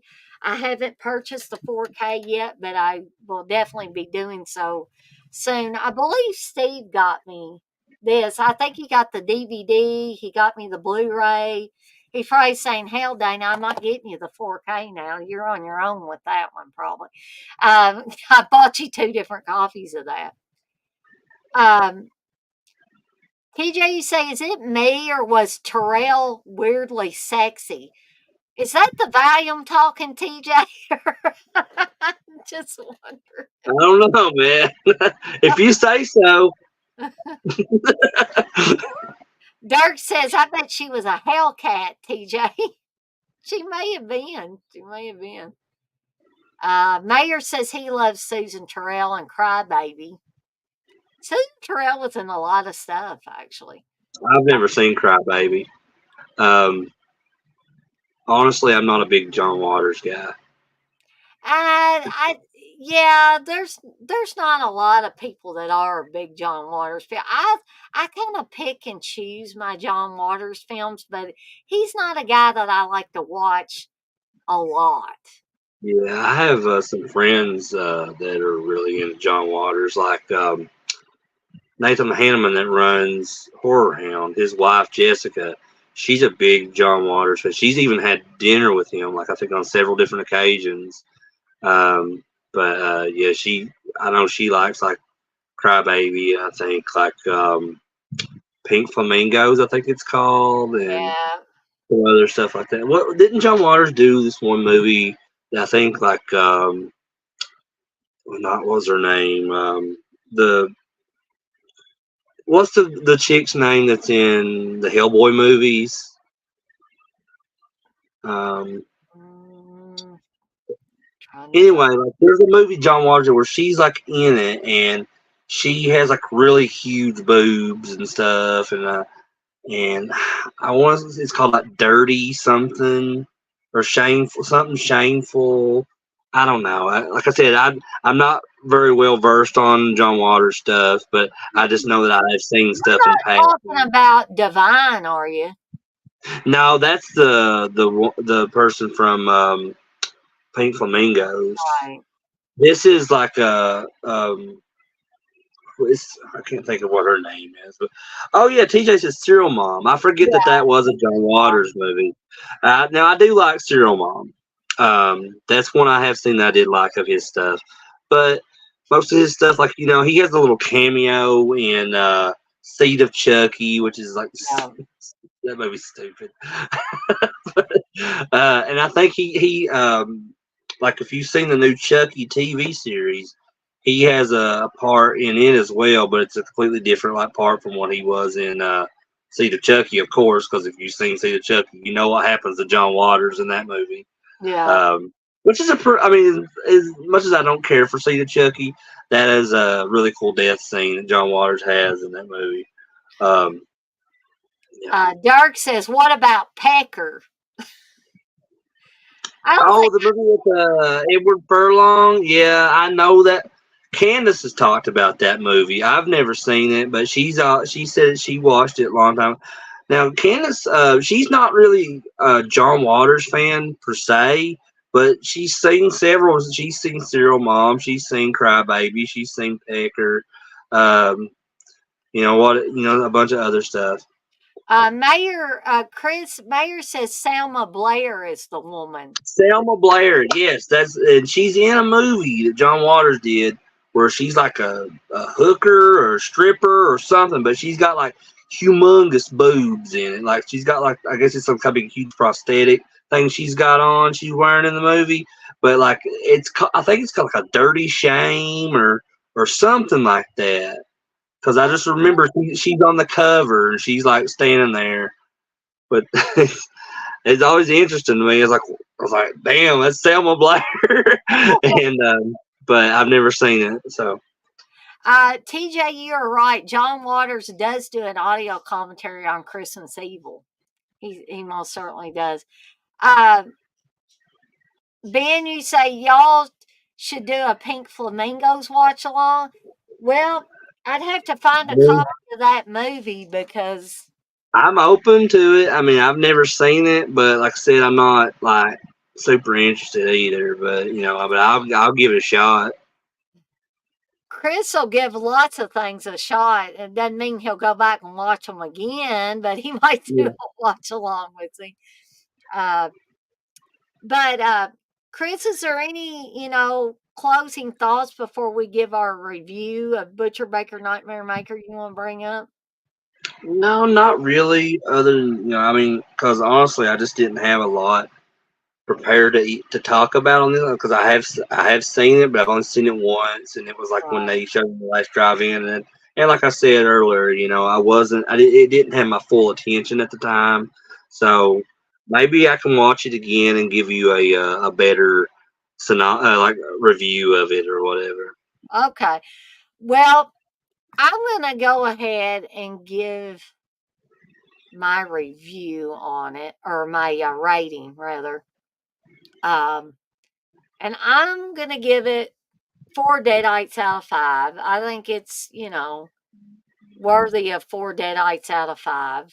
It's not a perfect movie, but it's a fun movie. It's a twisted movie too, but you can have a lot of fun with it. Um, so, Chris, do you feel comfortable giving it a rating or? Yeah, I can, sure. But I just want to say, I think you're a little bit too generous with your Well, but okay. I would give it a 2. Yeah, I mean, but who knows? That could change on a second viewing of it. Uh, yeah, I mean, I know it's crazy and, it's just off the wall insane. And I think that's why I like it so well. Hmm. Because there's not a whole lot of movies that take it to that level. And this is not a movie that I sit down and watch every week or anything like that. But every once in a while, I want to get this one off the shelf and watch it and enjoy the insanity that is Butcher Baker Nightmare Maker, aka Night Warning. Mayor gives it a 3.5. TJ gives it a 2.5. He says there's not huge rewatchability to it. Yeah, if I was being generous, I might would give it a 3, but Mm. because usually the most the high stuff that I really really like I've given 4s on here before. Last night I actually gave my first 5 on here though with you with Sleepaway Camp Yes, because you most certainly did. I love Sleepaway Camp. No, I yeah, can't John stress that enough. John agrees with you, Chris. He says he's picky on ratings. Most horror I watch is 2 to 3, rarely a 4 or 5. Yeah, I guess I'm a little bit more strict on my ratings stuff, but in the end they don't mean anything anyway. They're all They're just personal all our preference. opinions. Yeah, yeah. This is not gonna cure cancer or anything like this. Our ratings. Well, if it did, then golly. We give everything a 5, even the really bad stuff if it Yeah, was for real. 5s all around. You get a 5. You get a 5. Full of Oprah. John says he'd give this a 3 maybe. So we've got, 2s, 2.5s, 3s, and then you got me, So the lone holdout with a 4. we're probably about on average amongst everyone that's commenting here. Probably it's probably like an average 3, I would say.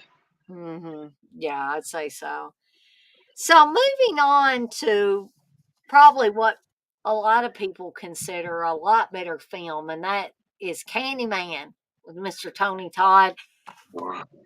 I Tony must say, Todd and Ted Raimi's in this, and Ted Raimi's sexy in this, and don't anybody try to tell me.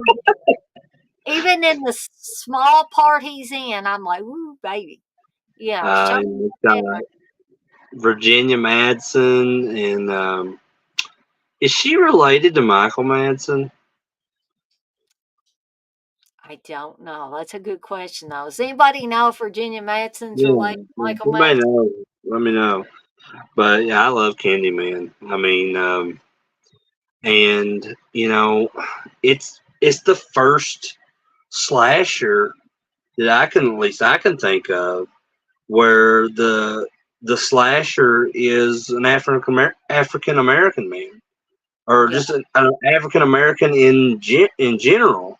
Mhm. Um, I can't, if there's any that came before Candyman where the main killer was an African American. I can't think of it. I No, mean, unless you can't like what was that one they did? It was called like Devil Doll or something. But that wasn't a person, you right. know. So that was yeah. Blizzle says, since it's your birthday, Dana, I'm not going to hose you down. Okay. Um, let's see. TJ says, I usually talk about what I like about the movies. Ratings are arbitrary for reviewers like Dana. Now, TJ, I'm not calling myself a reviewer, hun. I, I, I, I am merely just on here giving my opinion on this stuff, Yeah. as is a lot of people. I never consider myself a reviewer specifically.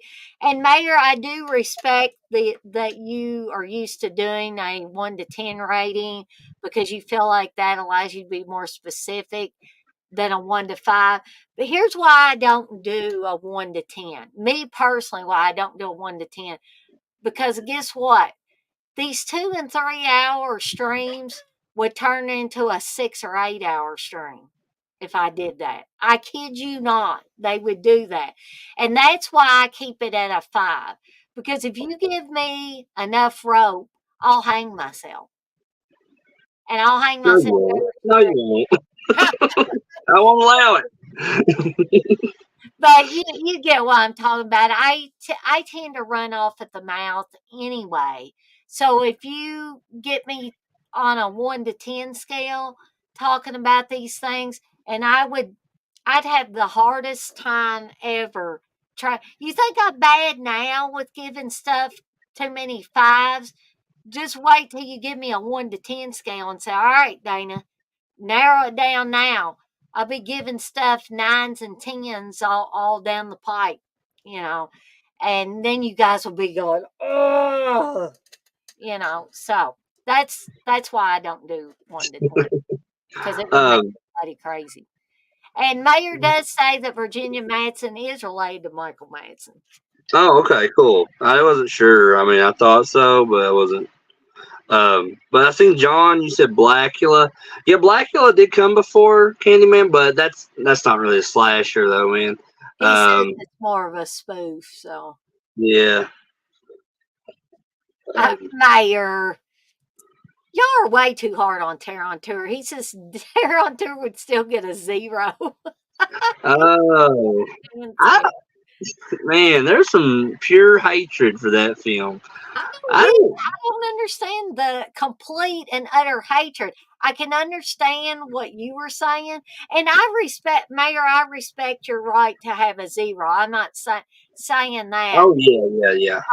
but I just don't understand it. I just don't fully understand. Yeah, it's just that I don't get it.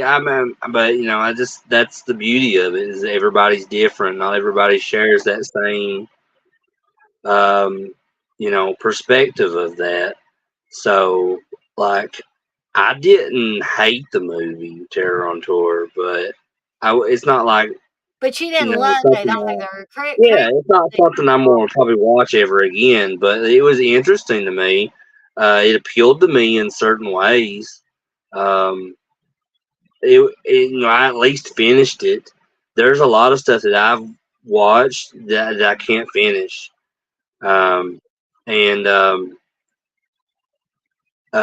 this might come as a shock to you, Dana, but I started watching that movie the other day, Big Driver, Ah, and I couldn't finish it you couldn't. because I'm not feeling this. So if I'm not, I watched about 40 minutes of it, and I'm like, I don't know. I'm not liking this. Uh, But you know. but that's just, everybody's different in that I'm aspect. a little surprised. I guess not all out shocked, but I'm a little surprised. But your opinion is your opinion, Yeah, and exactly. everybody can have all kinds of different opinions. It doesn't hurt anybody. Um, and maybe Chris might go back to it at another time. He might actually make it through it, or he may not. He may never want to go back and watch it again. John brought up something very interesting. He said things.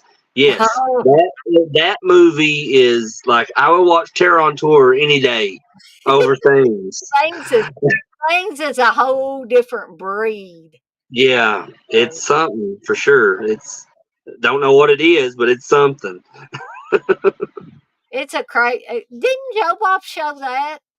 Yeah, and funny enough, look what I got sitting right here in front of me on my desk that I had just pulled out of a magazine the other day, Oh,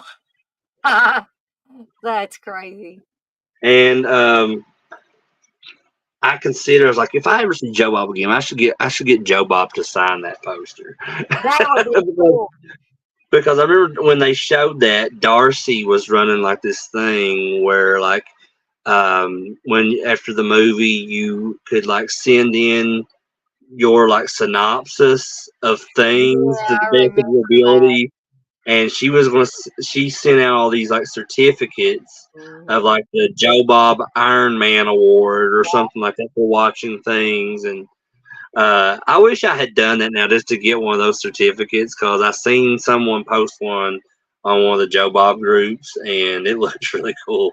Yeah, I mean, Darcy does a lot of cool stuff. I'm sure Joe Bob has a hand in it, but I've liked a lot of the different male girls over the years, but Darcy Hmm. has been the one and only one, in my opinion, that has been super interactive with fans. Yeah. Uh, Um, and really wants to get the old Joe Bob stuff out and into the well, it's fan. a lot of that comes from her. It's because of her. She's one of the biggest reasons why we have Joe Bob again in the last drive-in. She helped put that together. She's super interactive with fans and just and presenting ideas to that's kind of new to how like the last drive-in, or not last drive, but all the shows that previously that Joe Bob done, like Monster Vision and Joe Bob's Drive-In Theater on the movie channel and stuff like that, was they all kind of have their different tropes to those shows. Well, Darcy has brought along a lot of newer ideas on the last drive-in and kind of made it more interactive. I think she was kind of she's the one that helped put the whole jamboree thing together for them, and just a lot of that stuff, and she, while she's not my favorite male girl, Honey is probably my favorite. I think Honey's a Um, lot of people's favorite male and I girl. think and now Honey is starting, I think she's kind of following suit as Yeah, what Darcy's doing, and she's starting to become a lot more interactive now with fans. And because she created her an Instagram account, and now she has a YouTube channel. She does a podcast. So yeah, it's but even though like Honey's my favorite, Darcy is an inspiration to a lot of these people, and like bringing these ideas forward and stuff to help the show and all that, and just and the Joe Bob universe, as I call it, in yeah, general. exactly. And Darcy was a fan of Joe Bob before she became his Yeah. mail girl, which I Mhm. think is an important point to bring up as well, because her being such a fan of Joe Bob and his work way beforehand makes her a definite asset to not only Joe Bob, but to all us fans that have been Mhm. following Joe Bob for years. Some people have been following Joe Bob since the movie channel days when he was doing Yeah. drive-in theater. Steve watched that. I didn't even know who Joe Bob was by. Yeah, I didn't know who Joe Bob was. I mean, like I had seen him when I started watching Monster Vision in like '96. That was Yeah, my kind of main that was introduction to my him. introduction to him too, was Monster But Vision. I had seen films prior to that he was in, but I didn't realize who he was. You know what I Right. mean? Mhm. But then when I started watching Monster Vision, became accustomed to him and everything, and I had seen those films again, I was like, "Oh, that's Joe Bob Briggs in that movie. Yeah. Why have I never noticed him before?" Because he's in Casino. He has a little small part as a DJ in that Great Balls of Fire movie with Dennis Quaid as Jerry Lee Lewis, He has and cut scenes in Texas Chainsaw Massacre too. yeah, as the Gonzo movie review Yeah, guy. Yeah, I think it's like a deleted scene though, isn't it not? Or yeah, I believe so. I believe so. It's something that ended up on the cutting room floor, basically. So, yeah. yeah, TJ, Joe Bob was the first to bring Evil Dead to cable TV on the movie channel. He Mm, did. Uh, but I guess we'll get back into Candyman. I don't think I need man. to explain Candyman to anybody in here really. Um, Candyman is basically like an urban legend type of story that is told of a man who, and I'm not trying to be controversial here, but I believe he was in love with the daughter of a white man. If I'm Well, they go into more than that in Candyman 3, I think it is, Farewell to the Flesh. They go into more of his origins in that one. Um, but Candyman, the whole concept of Candyman is pretty much like the urban legend Bloody Mary.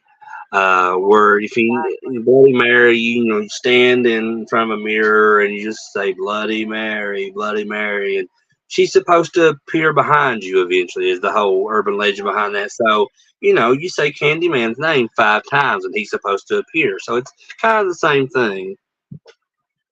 Yeah, Mayor says, be careful saying Candyman too many times, Danny. You know what happens when you say it 5 times. Yeah, yeah. Uh, and Um, that's what happens. It's supposedly if you say his name 5 times, he will appear and he has a hook hand and he will basically take you out. But with the character played by Virginia Madsen, Helen, it seems that Candyman sees her as a love interest, so to speak. But at the same time, he kind of leaves her holding the bag for murders he's committed. yeah. Which Uh, is what cool about this movie because that's one of the reasons why I liked it because it plays into that whole ghetto type atmosphere, and where because they're the people that live in like those in that area, they're the only ones that really like are aware of the Candyman, like urban legend stuff that's going on, and like they're all basically like living in fear of him, mostly like kids and stuff, and like there's that one part where she comes through like the wall, and there's this big huge like graffiti of Candyman with it, like it's his mouth that she's like walking out of, and I just really liked stuff, and because that was a lot of stuff like that was coming out during that time in the right. early '90s of just kind of like the black like culture type stuff. And when they were like, a lot of it focused on like ghetto, settings and stuff like that.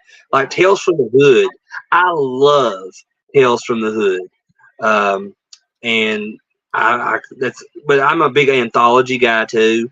So Right. so I'm kind of biased in a way. But Tales from the Hood is probably one of my top favorite anthologies, and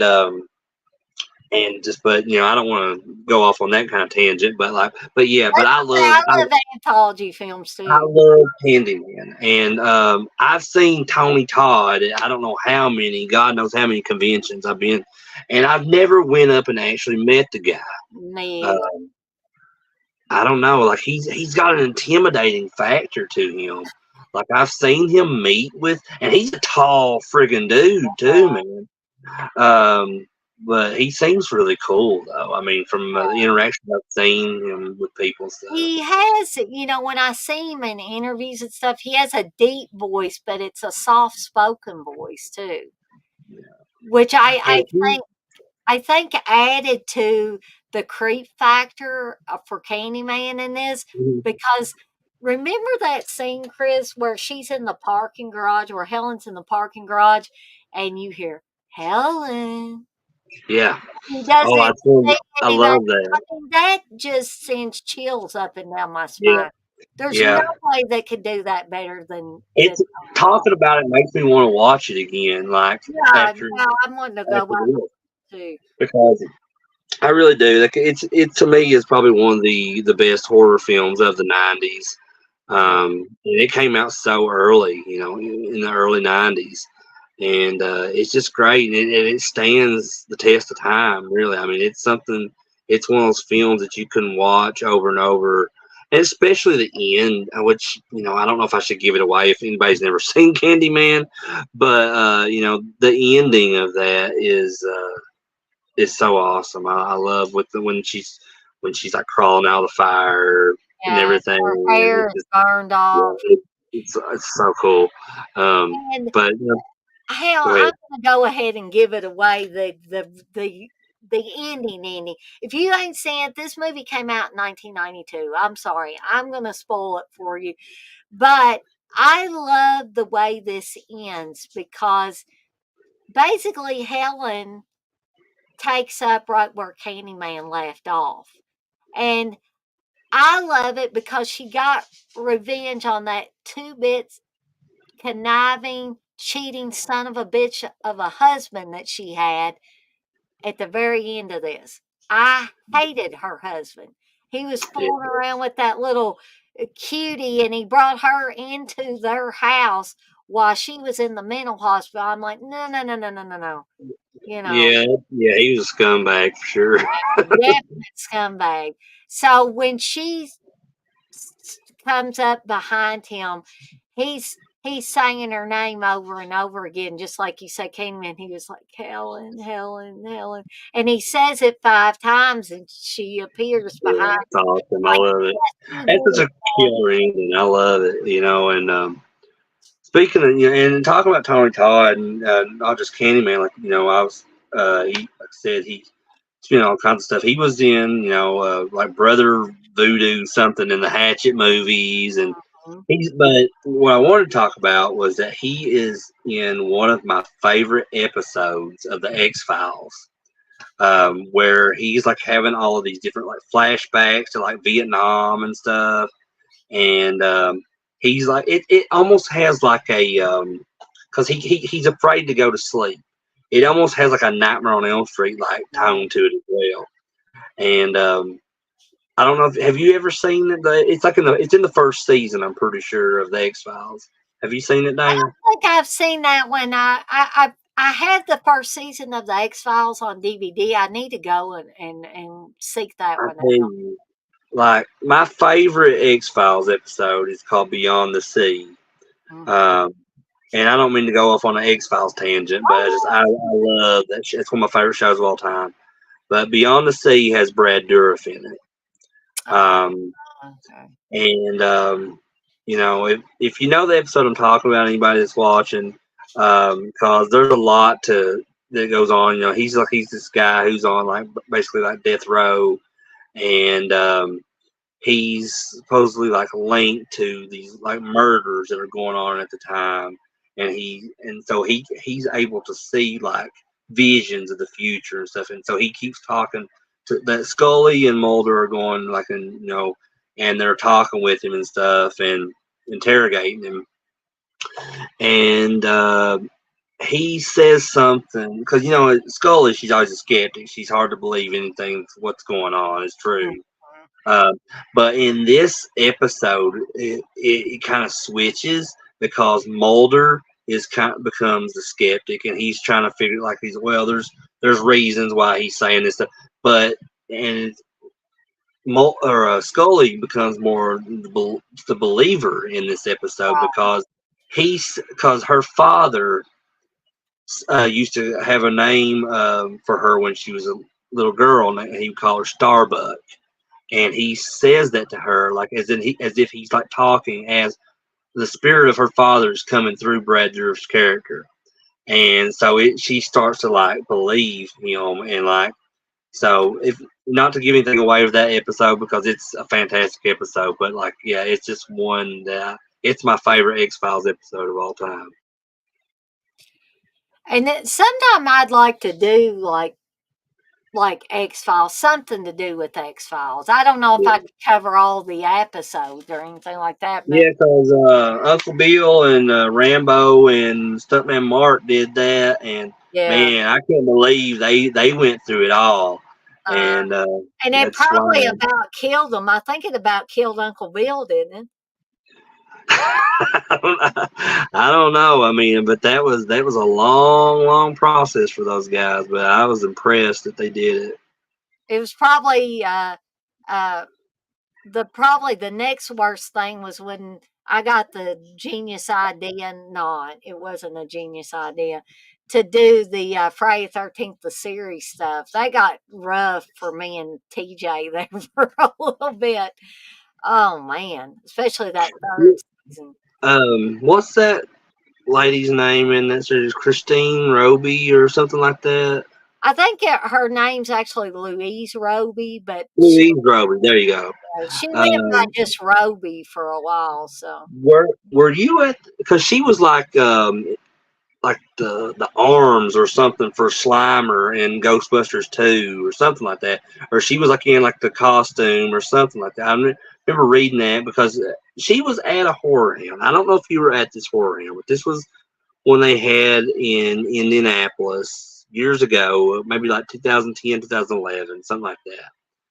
And she was a guest, uh, and she was very close to being kicked out of the convention because she was like really, really drunk almost the entire weekend.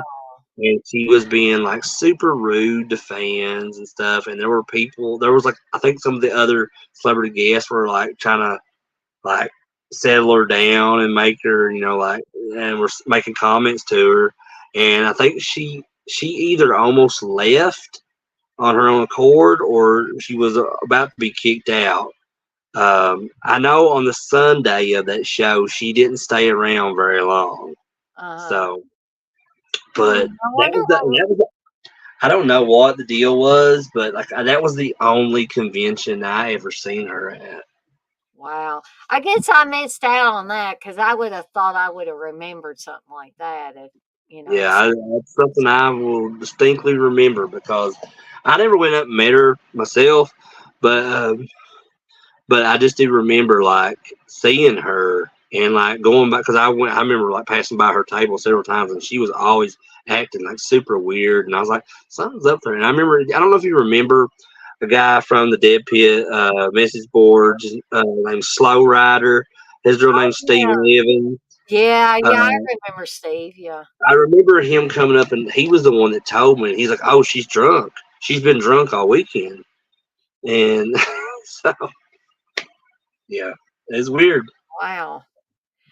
I don't know. Maybe I wasn't there at that one because I would have thought I would have remembered something like that. So I may have missed out on that. It was a long time ago too, Dana. And I know, sometimes we don't have the best memories of stuff. And there's a lot of stuff that like you talked about that stuff a while back about me losing my way and not being able to find my hotel room and And like Steve and the Crystal Skull oh vodka and yeah, all that stuff I had completely forgot about. Even I mean, I don't remember that at all about me coming back and been not finding my hotel room because I think I was pretty drunk at the time.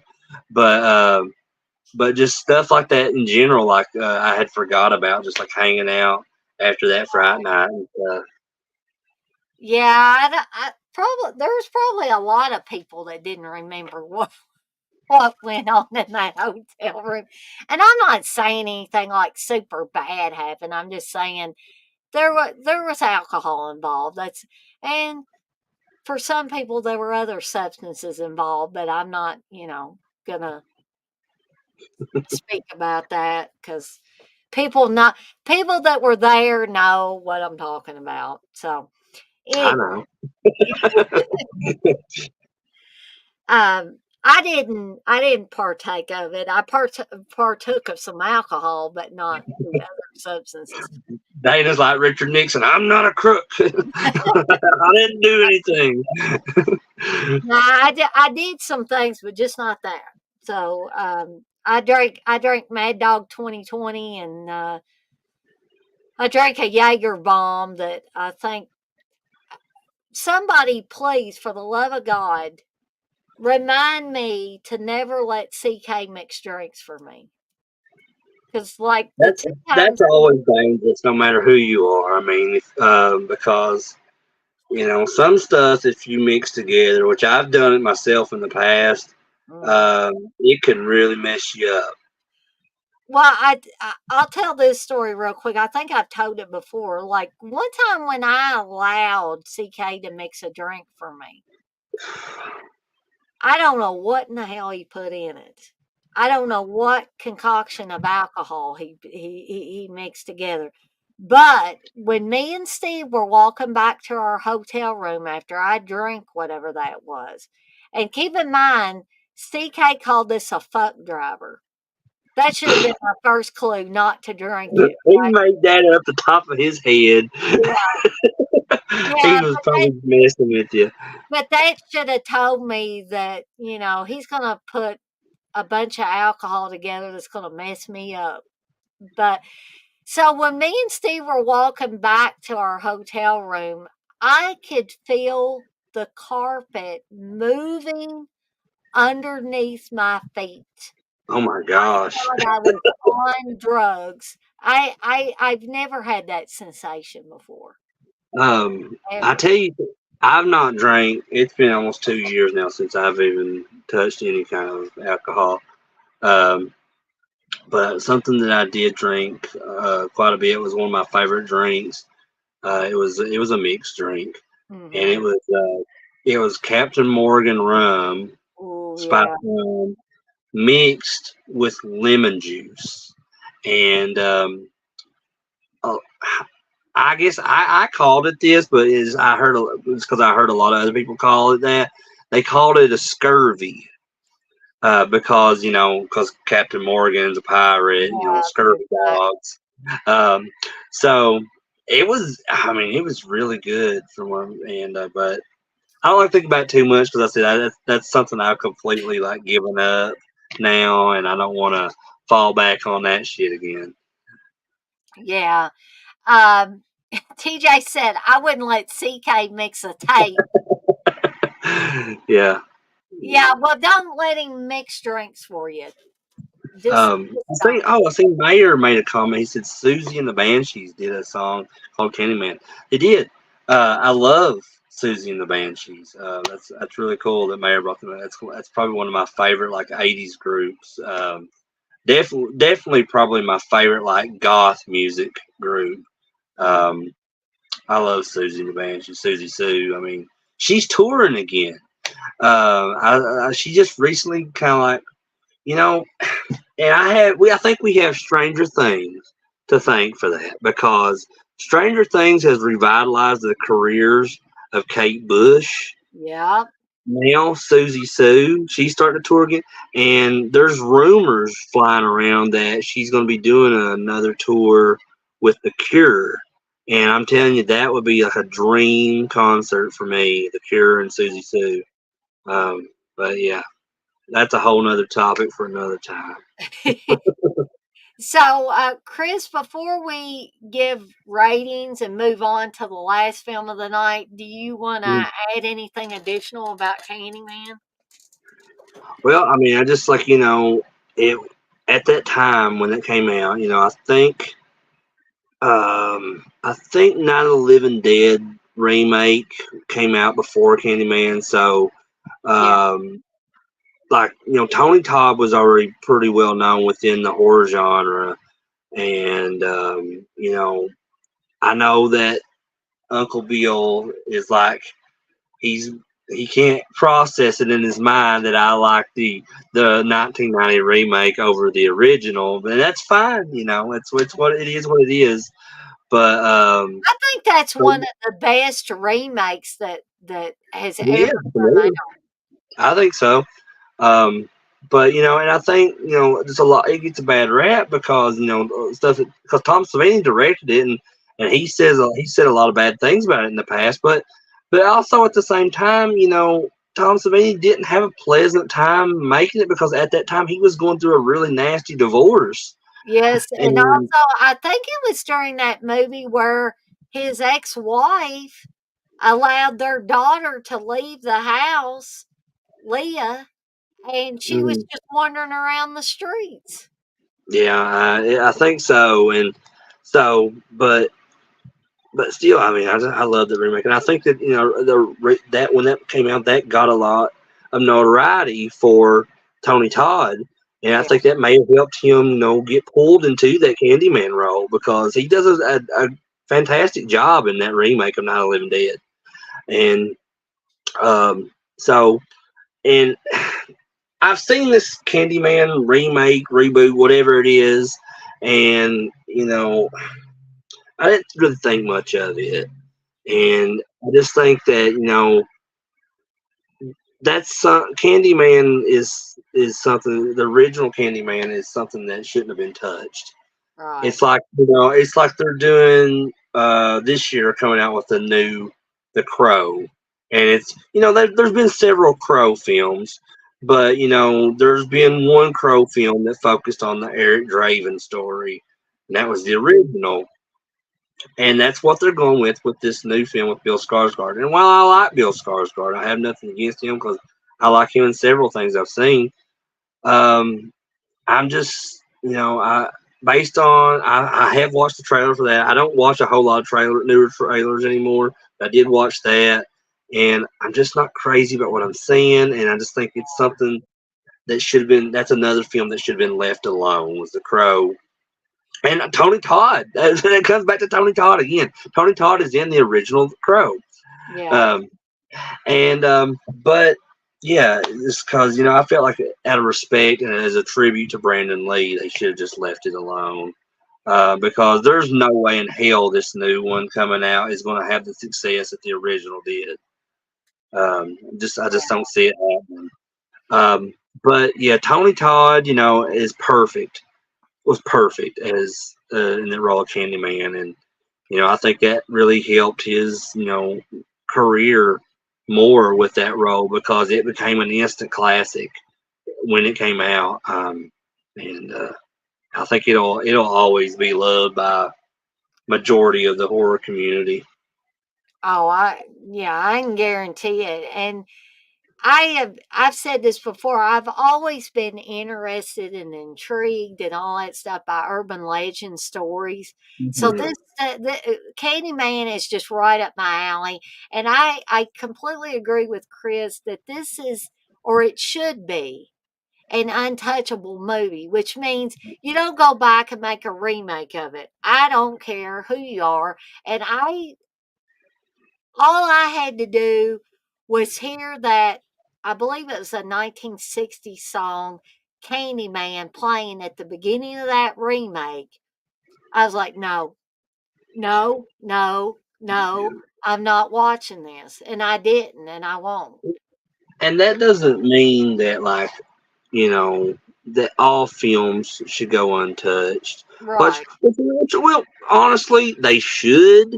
But sometimes when remakes are made, like John Carpenter's The Thing, in my opinion, the 1999 Living Dead remake, right. the Blob remake, A fly all those, yeah, those are the Fly remake. They're all they're justified. They justify that original by living up to that the quality of and they're entertaining and it's nothing that's going to like take and even say, well, this ruins the original now. Like, right. no, nothing ruins the original No, unless that's you put that in your mind. mhm. Nothing is going to, should make you feel, at least it shouldn't make you feel different about how you feel about the original, just because if you didn't enjoy a remake of it.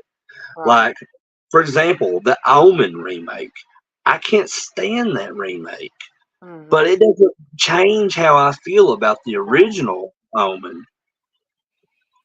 Invasion of the Body Snatchers. I wanted to bring that one up too. The Invasion of the Body Snatchers remake from the 70s. I think it's excellent. I Yeah, the one with Donald Sutherland. Donald Sutherland, Brooke Yeah, Bell, yeah, and what's her name from uh, Alien or Veronica Alien? Cartwright, Yeah, and Veronica Cartwright's in that, and yeah, that Cliff is another good Nolan's in it example. too. It's a really great movie. I love it. Very creepy too. And Yeah, if you doubt me, go back and you watch the whole thing and wait for that ending scene. I kid you not. It will give you cold chills. Um, but speaking of, I have this right over here on my bookshelf. oh yeah, cool. That is Have you all. ever, have you ever seen these before, Dana? These photo novels. I don't think I've seen those. That's new. So this it's just all it is just like pictures from the Oh movie wow. in it, and they're really cool. They're like they're about that thick. I've got a few of these. I've got Invasion of the Body Snatchers, and I think I've got a few of like the different Star Trek movie ones. And but I would love to find more of these. These are really cool. So if you find some, send them to Chris. He'll give them a good home. Yeah, send them to me. Um, so yeah, I can't say enough good things about Candyman. I echo everything Chris said about it.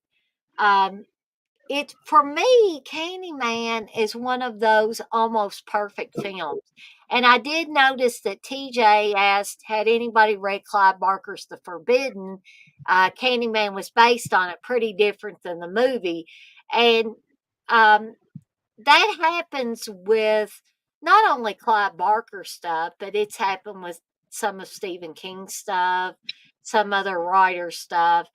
When it translates over into film, um, things get taken out of it, things get added. Um, but I still think that this is a nearly perfect film for me. Yeah, I would agree too. Now, while this may not get the type of rating that I would give for Sleepaway Camp, Hmm. but it's up there. It's very close. Um, I mean, I don't know if you're ready to give our ratings for it yet. Yeah, If you're just yeah. Do you want to give your rating, Chris? yeah, I mean, if Dana hasn't figured out the halves yet, but but Sorry I would about if that, guys. I would give the 4.5 on this. So I it's think that's the second highest rating I've ever given on here.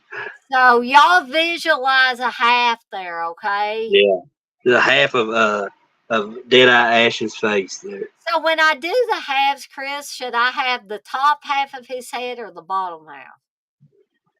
You should do like for the halves. You should do like the hand, like the, the possessed hand from Evil Dead 2.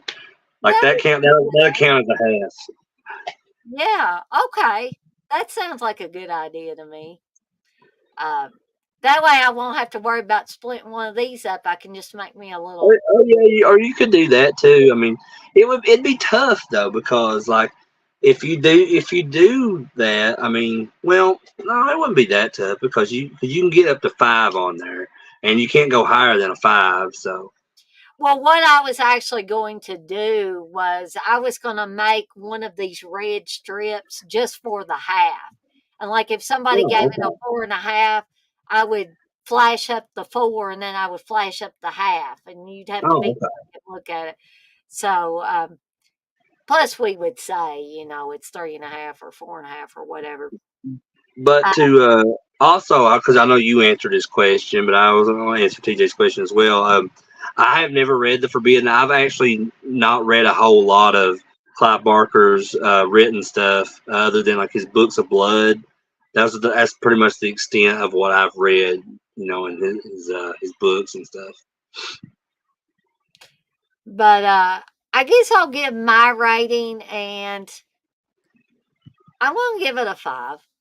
Yeah, and that's very understandable. I mean, like I was very close to giving it a 5 myself, um, but I had to go on the fence a little bit, and like I say, just put it at a 4.5. But Candyman is really good. Like I said, it's one of the best horror films of the '90s. I guess what I would ask you, Chris, is there one specific part of the film that you can identify that keeps it from being a 5 for you?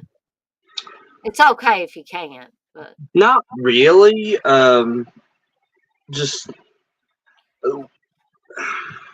I'm trying to think of something that would. I mean, not really. It's just the fact that like it comes to stuff that I'm biased for. Like right, like I gave Sleepaway Camp a 5 because I love both Sleepaway Camp and I love Candyman. right, But if I'm choosing one of them, I'm choosing Sleepaway Camp. right.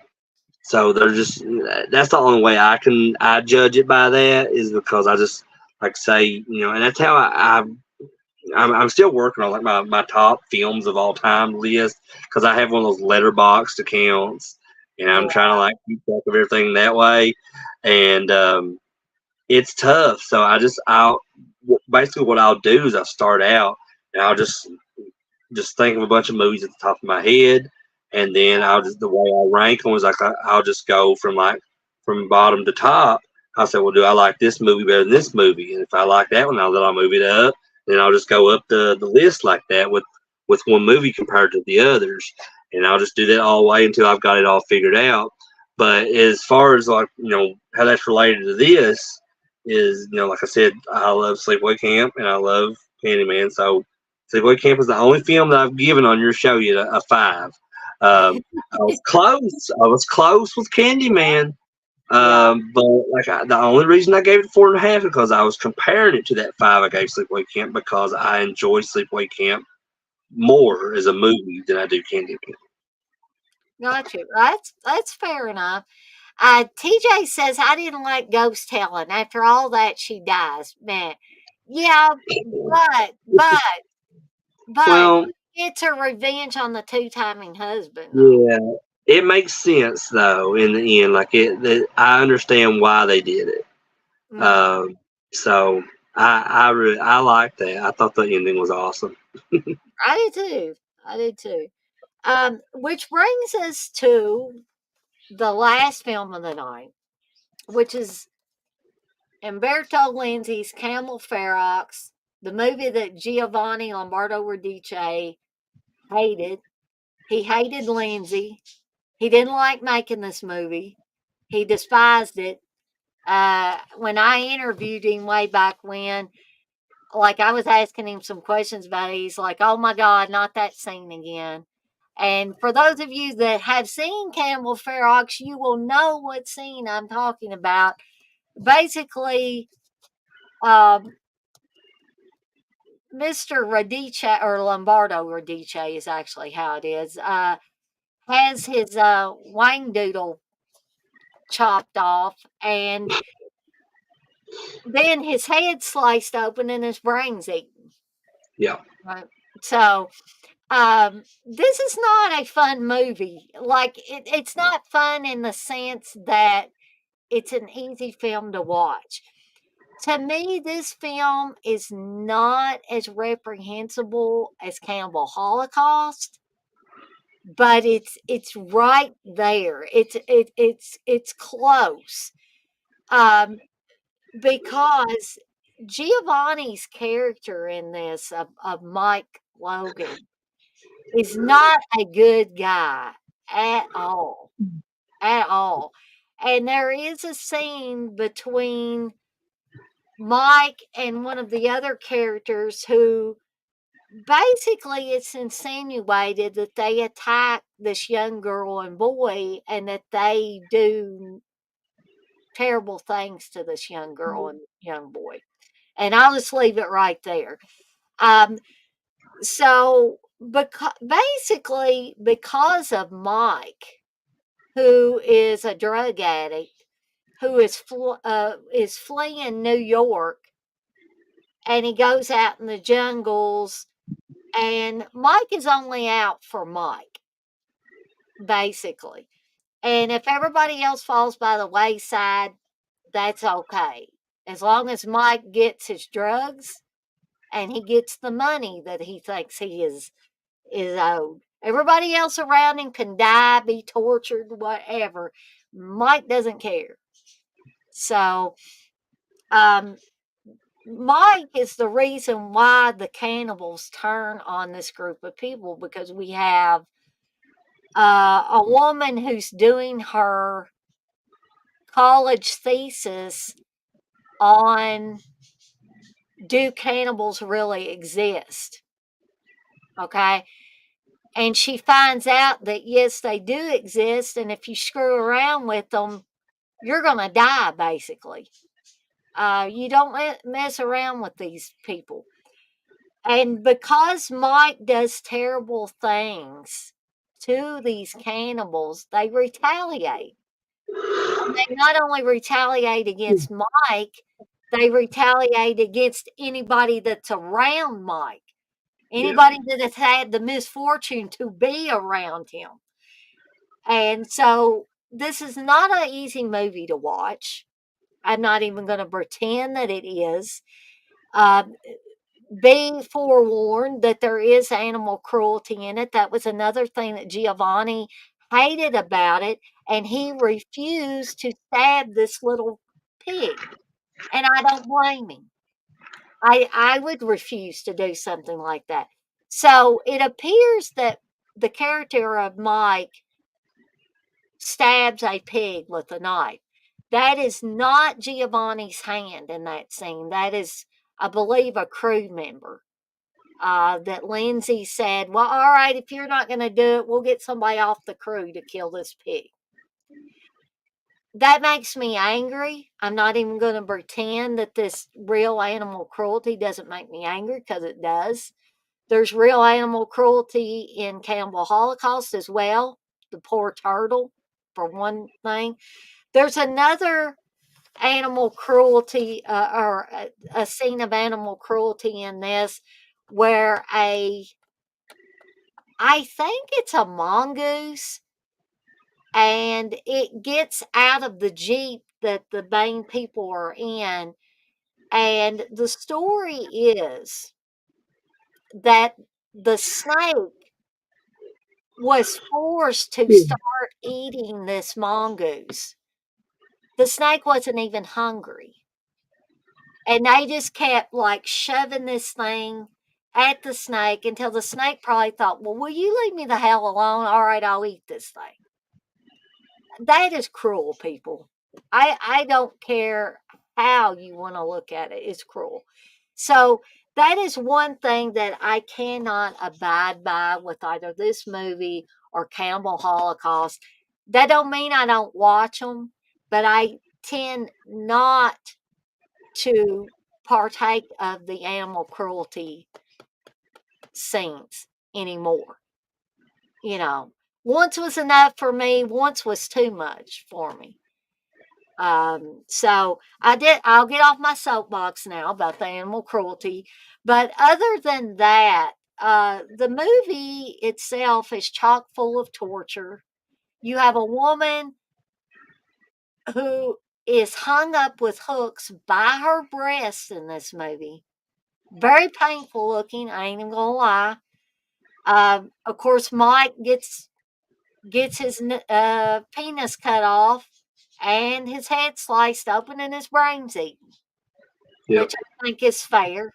It was not fair to Giovanni, because when I interviewed him, he said that he was tied to a tree during that scene. His hands were behind his back, so he was really tied to that tree.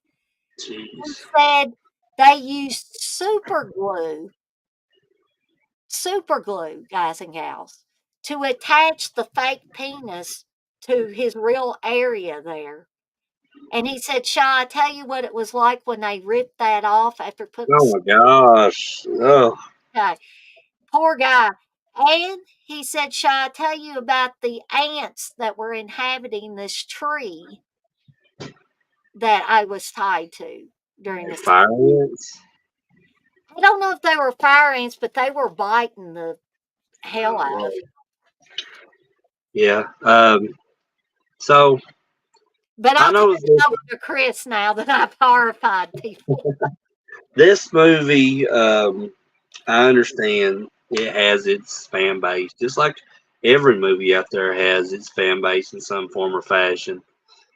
Um, and I have this movie. It's over here on my shelf somewhere. Um, but that was another film that was just kind of a part of that collection I obtained from James Roberts, our friend that used to be on the Dead Pit boards and stuff.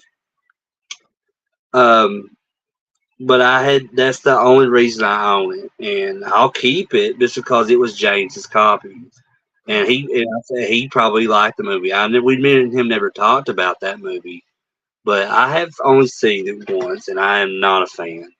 I'm not really a fan of the whole cannibal subgenre, whether it be Cannibal Holocaust, whether it be this, whether it be Eli Ross Green Inferno, Right. whatever it may be. The only cannibals I like are the Blood Diner cannibals.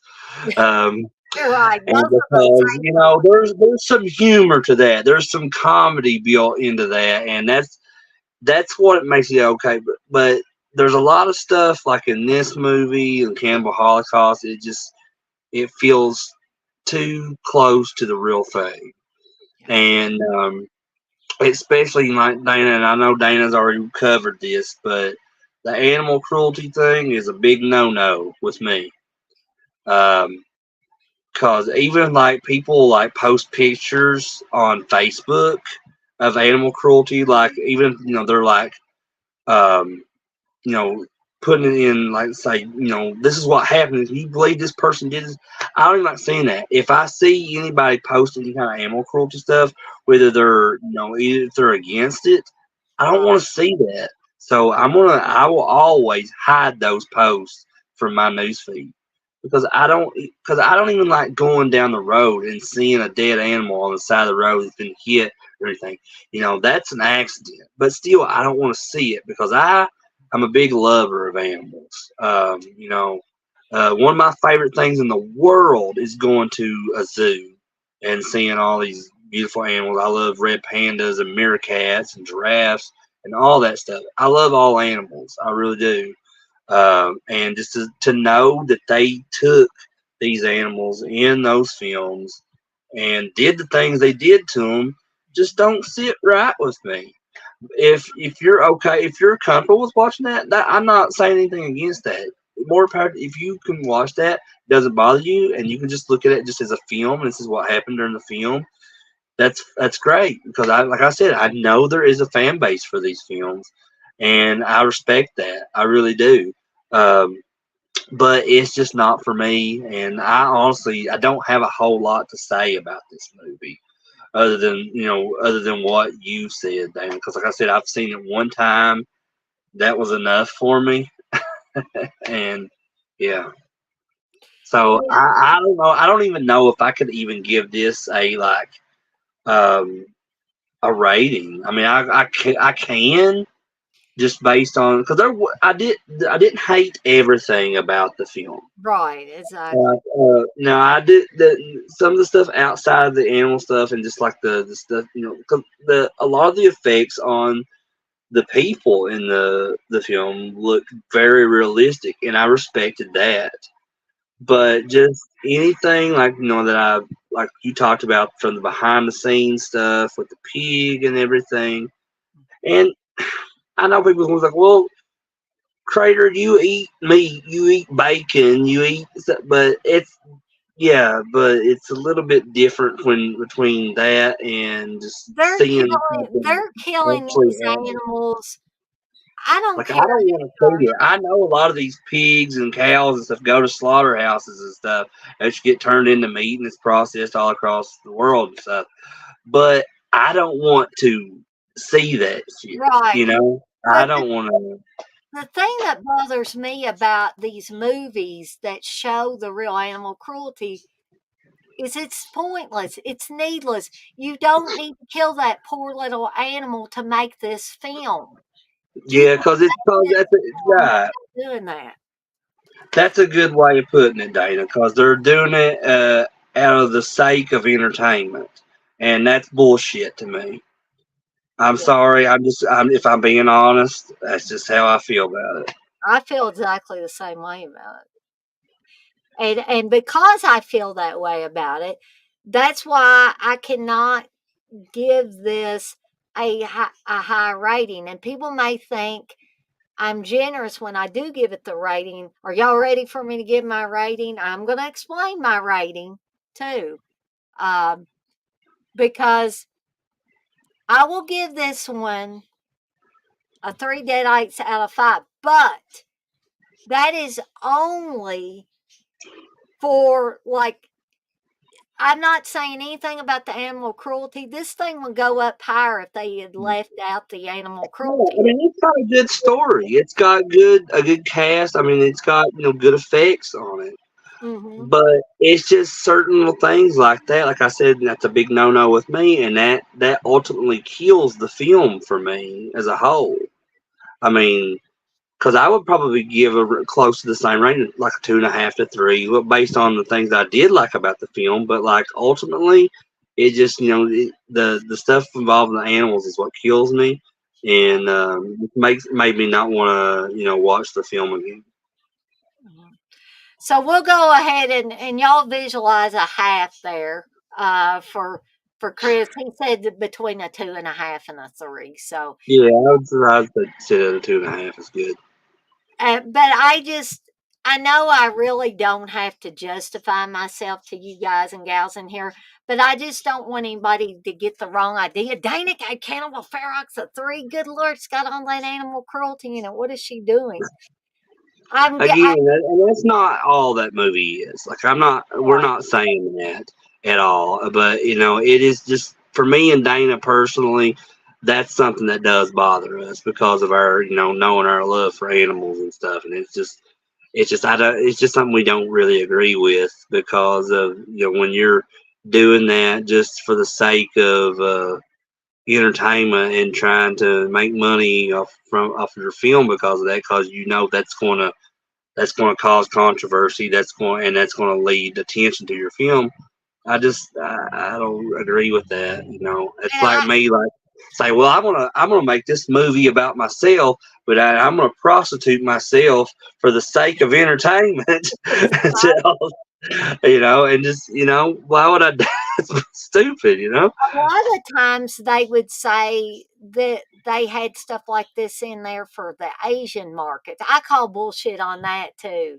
This movie would have either been popular in the Asian film markets or it wouldn't have. It doesn't have anything to do with Yeah, that it has cruelty. nothing to do with all that. No, that's a stereotype, if you ask me. I think so So too. A very bad stereotype because I know there's just as many Asian people as there are white or black or Hispanic or whatever people that don't want to see animal cruelty yeah, up on the screen. I know They some people don't care and it don't really bother them, and that's cool, But because it's just all personal preference. Like I've said many times, you know. I think we can all be respectful about it, though. Like we can respect each other's opinions on that, as the way it should be. It's not anything up for like debate or argument or anything in my eyes. It's just like I said, it's all personal preference. It's if it's something that bothers you, it bothers you. Yeah. And I just wanted to, and I think Chris did too, wanted to explain that we probably would have gave this movie a higher rating had it not Yeah, had yeah, that in there. But for us, probably would. Yeah. that bothers us, and prevents us from giving it, any higher than we did. Yeah, like I said, it's just and another thing, this movie was, I think trying to capitalize off of that attention that Cannibal Holocaust was getting at the time. Because I don't. Cannibal Holocaust came out just a little bit before this, right? Um, yeah, I want to say, yeah, Chris, it did. And I watched them, like, I watched this one before I did Cannibal Holocaust. I think it was a few years after I had watched Cannibal Ferox that I finally got to watch Holocaust. But yeah, it's just because they're very similar in certain aspects, especially with the animal stuff. And I think that was one of the things that gained Cannibal Holocaust so much notoriety was the turtle scene in Cannibal Holocaust. And because I remember people when I was in high school, at that point when I was in high school, Cannibal Holocaust had already been out for probably 20 some years, and but I remember a bunch of people always talking about it, like because that was the first time I ever seen it when I was in high school. I was in the early 2000s, I and saw it under did you see it under the Cannibal Ferox title or the Make Them Die Slowly title? oh, I'm talking about Cannibal Holocaust, not Oh, Cannibal Cannibal Ferox. Holocaust. Okay, Yeah. sorry about that, Chris. So Cannibal Holocaust I seen in like the early 2000s. I was in high school, and like everybody was talking about it because like I think it had just been re-released at the time, and one of the people I went to school with bought it like at Best Buy or Yeah, something, and they were so it was always a big topic, and that was after I seen it because some of my friends had already seen it before me, and they were talking about the turtle scene, and there was kind of up at that time, like we wasn't sure if it was real or if it was yeah. fake. But I know it was just like a big thing that like people at school were talking about, and then they were like, and they were talking like, Crater, you got to watch, Cannibal Holocaust. You'll love it. Well, I didn't love it, but I had seen it, and then a while after that, I saw Cannibal Ferox, and I was like, this is a lot like Cannibal Holocaust. I mean, I Yeah. don't know what I was expecting, and honestly, Cannibal Ferox bothered me more than Cannibal Holocaust did. So, And I um, could see that in a lot of ways too. And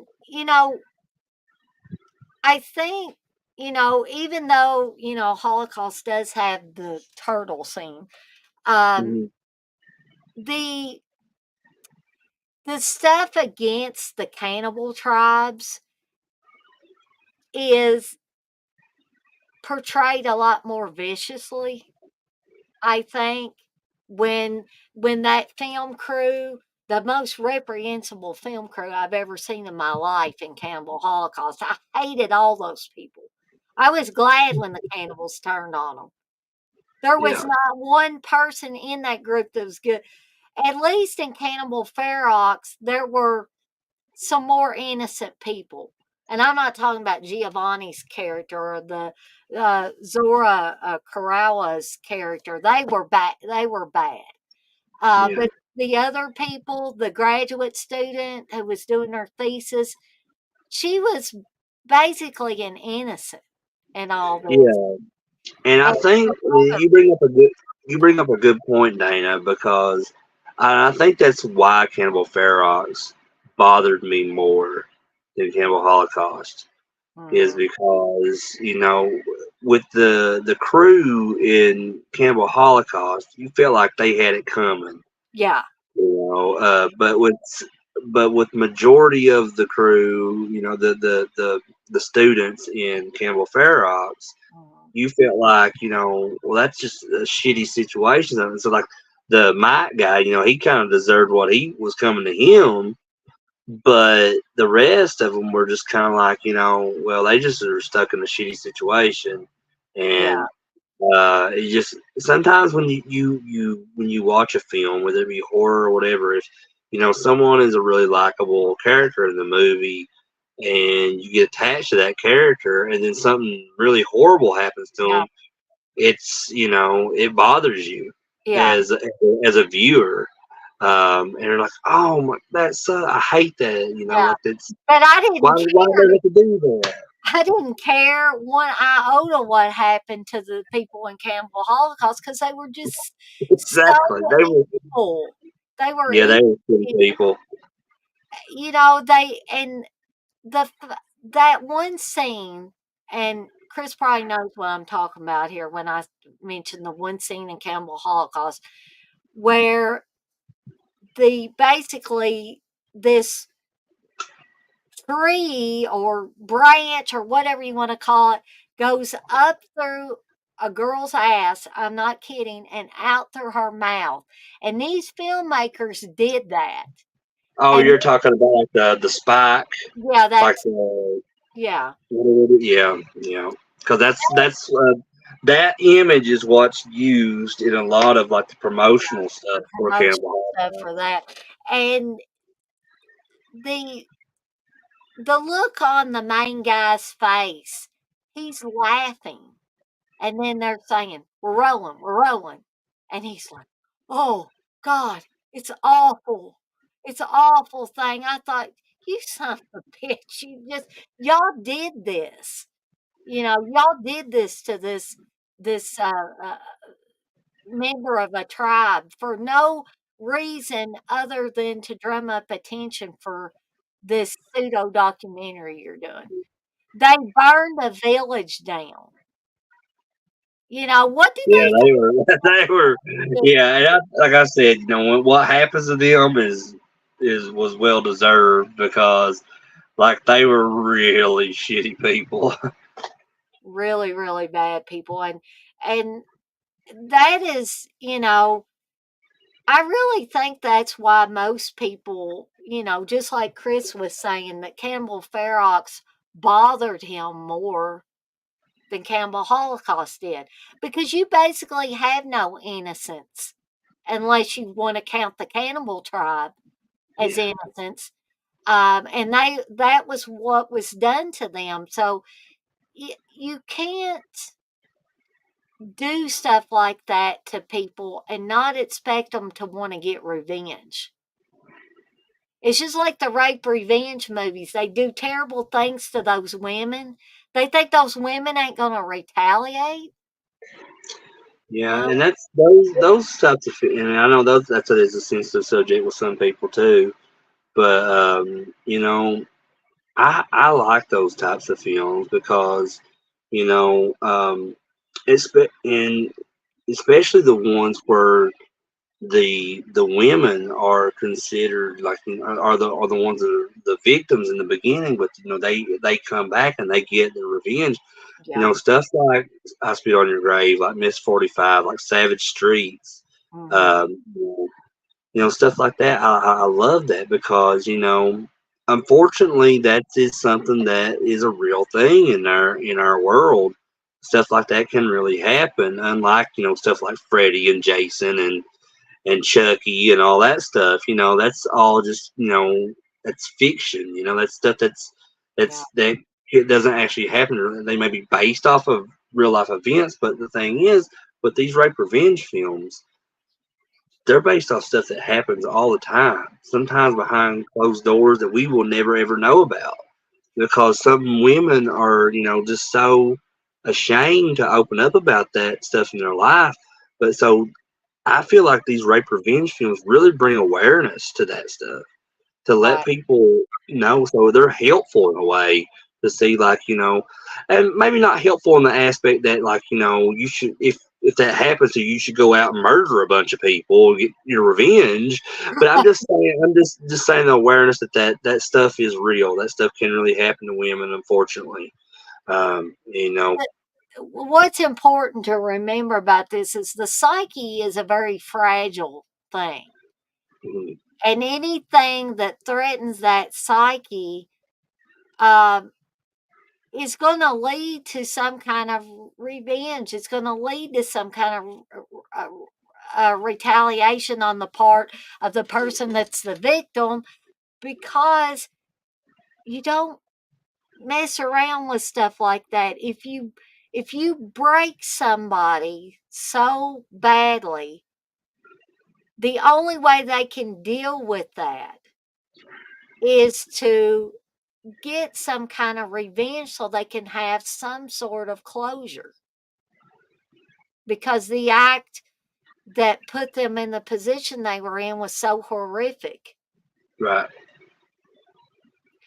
And so I think that that is a point that's brought up too in these cannibal films, is the fact that these tribes were never meant to be the aggressors.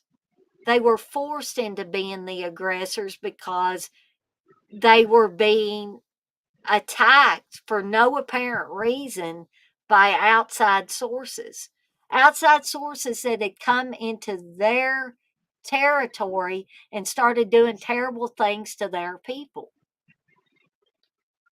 So, I think, you know, we can look at these films on a variety of levels. Yeah. There's not just one single level with these types of It's films. basically like the old saying goes: if you play with fire, sooner or later you're going to get burned. Yep, yep. And Uh, that's exactly what happened, in Cannibal Holocaust. It happened in Cannibal Ferox too, with at least Mike's character.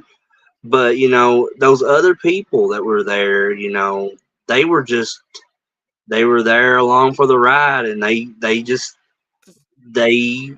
what happened to them was not right, and it wasn't justified in any way. Much like the crew in Cannibal Holocaust got what happened to them. Um, but yeah, it's just yeah, I don't know. It's something else. It's something else. Now, do I think that these films hold an important part in, like, at least exploitation film history? Yeah, I Oh think yeah, they have an absolutely. important place in there, in that timeline. The only thing I hold against films like this is that animal cruelty, and I will to my Yeah, dying day. yeah. That's just the thing. That's the only thing that just kind of turns me off about it because, like Data says, these films they hold a very high place in the world of exploitation films, and they're usually two of the top ones that people always talk about if they're doing a top list of like exploitation films in history. Um, but and it's just like I said, I'm not a big fan of Campbell Ferox. Do I like things about it? Yeah.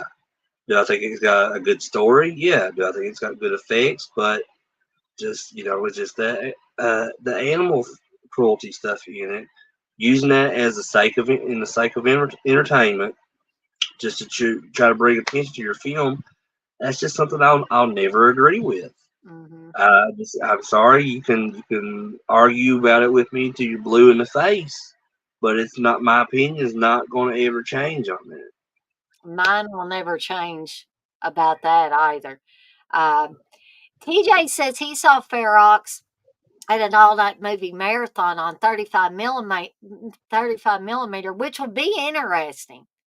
I've never seen it in that way.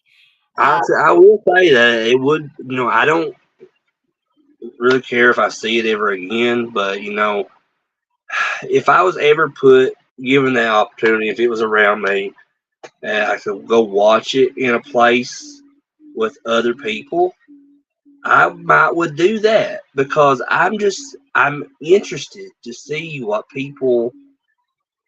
their reactions. Just I would be more interested to seeing people's reactions that's around me to the film than actually watching the film itself again. Because especially just if you know the area like that I live in, like I would say I'm one of the very few people in this city that I live in that's even seen this movie. There might be a few people here and there that have, but you just have to know where I'm from and how the people are around here because horror is not very popular in this area. I'll just say that. it's not from my little hometown either. Yeah. Yeah, I live in a pretty small.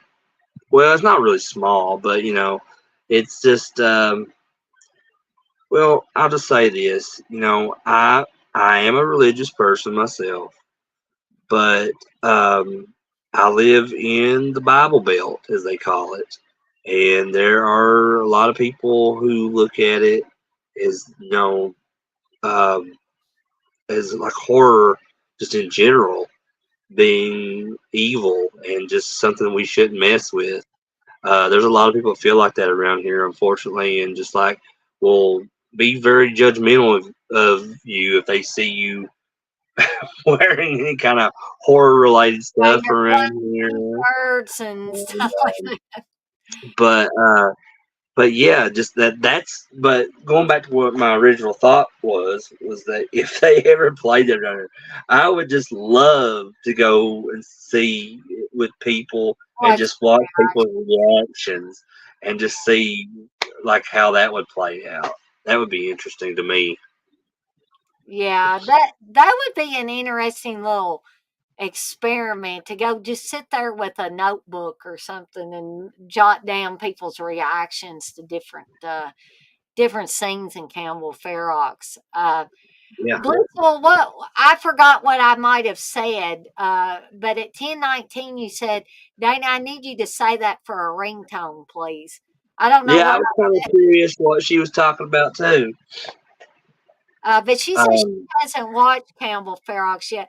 I don't know if this would be a movie for you or not, I Blissful. don't know. I don't. Maybe not. I know Candace has no interest in it whatsoever, and with good reason. But Yeah. um, but yeah, um, that was just like that scenario that I was talking about. Like if they played it around here, so that will never happen anyway. Because that's just a like I could wait 500 years in Hazard, Kentucky, and they would never do that. TJ says, ironically, the Bible has some crazy horror related stuff going on. Well, the It does. Bible It can be does. pretty horrific. I ain't Yeah. gonna lie. I mean, all you really need, if you want to go on that, all you really need is read the book of Revelations, and Oh, there's a lot of stuff in, or like the book of Job, which is my favorite story in the Bible because just for a lot of different reasons. But yeah, he went in the book of Job. He went through like absolute hell. He lost everything. Went through all these different plagues, and that all of that is horrific in itself. So yeah, I definitely know what TJ's talking about. yeah. Whatever I said, Blissful says it was cute and funny, Dana. Well, I don't know. I can't remember what I said now. Was I talking about Campbell Ferox? I don't know if I said anything cute and I funny. think uh, we were already talking about it, unless it was like at the main end of we were discussing something about CandyMan. I don't know. Yeah. Maybe she'll tell me later or something. Maybe she'll send me a message later. And Go uh, back later and clip it, Blissful, she and says send it. she can't remember now what it was. Okay. Yeah. Her mind's getting as bad as mine. But Well, just give her like the timestamp, Dana. Like when she said that, she could go back and probably find it within the yeah, stream. he said that at 10:19. Yeah, it was 10:19, Blissful. She says, "I'll click it." So, What time was it? at 10:19, that would be like what? It should be like 2 hours and 19 minutes in. Yeah, yeah, that'd be about right. TJ says Bliss has to rewatch the stream to find out. But I guess that's all I've got to talk about for tonight. But Chris, before we get off of here for the night, is there anything you want to bring up, promote, anything like that? Well, like I said earlier, me and Candace were supposed to record our new episodes this week to come out tomorrow for Terror Vision and Video Dead. But those are going to be a little bit late. So if you are subscribed to our channel and you click that bell for those notifications, they will show up on your device, letting Yes, you know sir. when those videos are uploaded. Now we're hoping to get those new episodes up within the next few days. Um, now, but we did do two episodes last week. So if anybody has not seen those yet, those are up on the channel right now from last Friday. And if anybody's in here that's a Backstreet Boys fan, by by any chance, that is the last Video Dead episode we did was on Backstreet Boys Everybody music video, because where it kind of has like the horror theme going, where they all kind of turn into the different like versions of Universal monsters in that video. And that was actually a fun one to do, because not only did we talk about that video, but me and Candace actually in that video go on talking about all these different things from the 90s. And that was really fun, just talking about different nostalgia stuff from the 90s. And that might be something me and her might later on do. It's like a whole series on like stuff from the 90s. So Hmm. um, keep a lookout for that if you follow our channel, because and if you like 90s stuff, if you know anybody that likes 90s stuff, let them know that we'll be doing that in the future, because that's something that's super important to me. Me and Candace were born in '86, but majority of our growing up was within the decade of the '90s. Right. So, and we got to experience it all, like at the time of the age we were the perfect age to soak in all of that stuff from the '90s. So, but yeah, just keep a lookout for that. And again, if you haven't subscribed already, we really appreciate it if you did. So yeah, thanks. And I see Candace, I'm sure had been watching this, but she is in the chat now. Um, so thanks for. I'm sure you were watching Candace, because usually, even if Candace is at her mom's or something, her and her mom will sit and watch the streams that I do. So, um, But but more importantly, mhm. I think we should all say one more time to Dana, happy birthday, Dana. Thank. Happy 26th birthday. You Wow. know, I you mean, made it. I wish it was my 26th birthday again. Of course, I wouldn't have met Steve, yet, and I wouldn't be with my. And I'm not being sarcastic about this at all. I wouldn't have Steve. I wouldn't have the circle of friends that I have now. So in those respects, 48's not so bad. You know. You know, I, to me, that's still young, Dana. I mean, like, it's all perspective. I know that. Like, I'm 37. I'm like, oh God, I'm getting old. I feel like I can't hardly move. I can't get up out of bed every morning and go to work. But that's just life. That doesn't mean you're old. Um, I mean, I think that just all happens to us at some point or another. I mean, but as long as you don't feel like you're old, as long as you try to keep that mindset, like, cause that's why, I feel like I'm a kid at heart. I think you're a kid at heart too, Dane. Well, Um, I try to stay young at heart, because that's something that will well, I keep think it's you healthy. alive a lot longer, I think, Yeah. than you would if you were just brooding and not. Yeah, I think it's a very healthy thing, but to be a kid at heart and to like, stuff, to be interested in stuff that you were when you were a kid still as an adult, whether it be cartoons or toys or video games or whatever, I think it's very healthy because it keeps you, you know, um, it's something that makes you happy. It's something that fulfills, something in your heart that, like because if you're too because being an adult sucks. I'm just gonna be honest. Being an adult sucks, and just all the stuff that we have to deal with on a daily basis, whether it be with work or if it be with bills or just something bad personal's going on with you. If you focus on that all the time, that's all you put your energy into, then I'm sorry, but you're going to have a shitty life. If you don't find something to do, if you don't find something to be passionate about, something that that you really love and enjoy, like these streams on YouTube, for example, this is something I love doing with Dana. I know Dana loves doing it in Yeah, general. and I love having Chris and anybody else that'll come on here and talk stuff, movies or whatever with.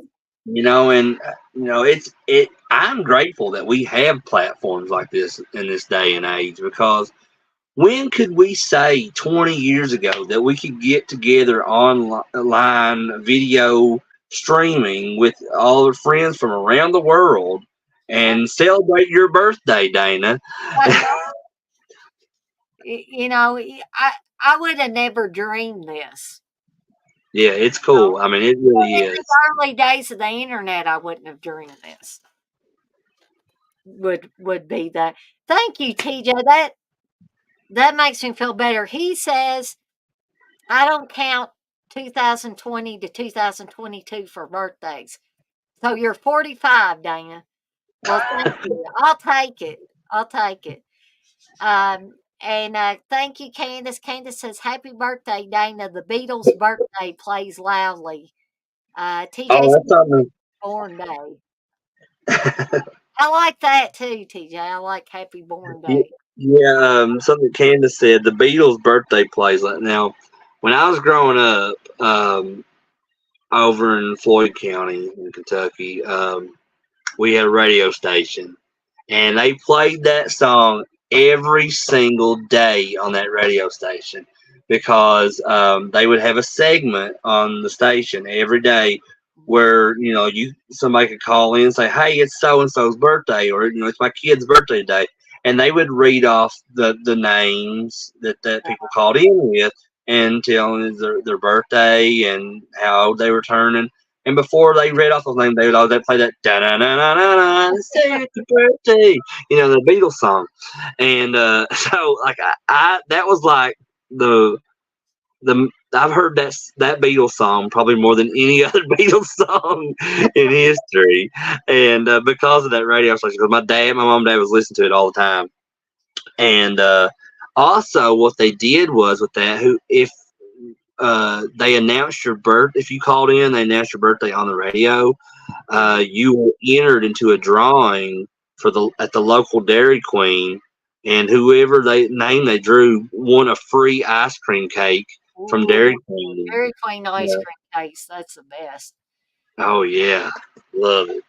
Candace brings up a good point. She says, "Now, if we can only share a birthday cake virtually and taste it, then we'd be blasting into pure ecstasy." I know I would.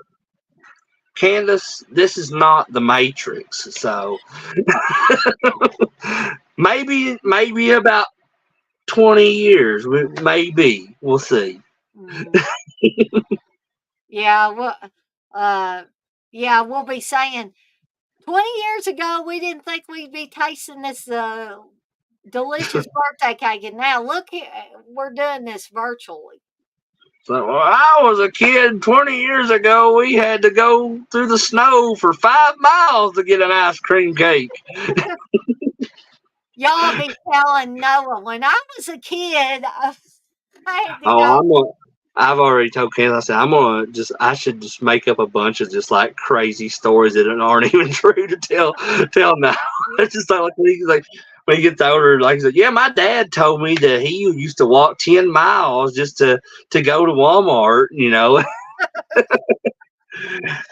He'd be like, what are you talking about, kid? Yeah, you think you got it bad? When I was a kid, I had to do this. I had initially told Candace when she was pregnant with Noah, I said that I was going to, whenever he got old enough to start understanding what music was and everything, I said I should.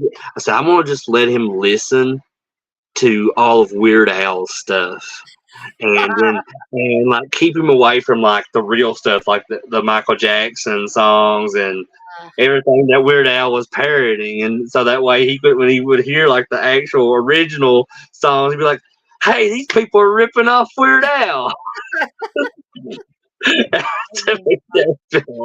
But I didn't do that, obviously. But it would have been hilarious. Candace says she says I believe it can happen. Damn it, talking about the virtual Yeah, birthday. it could. You never know. You never know.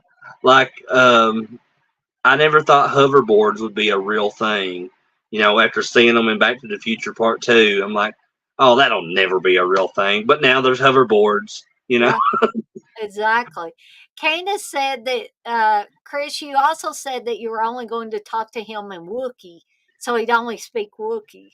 Oh, yeah.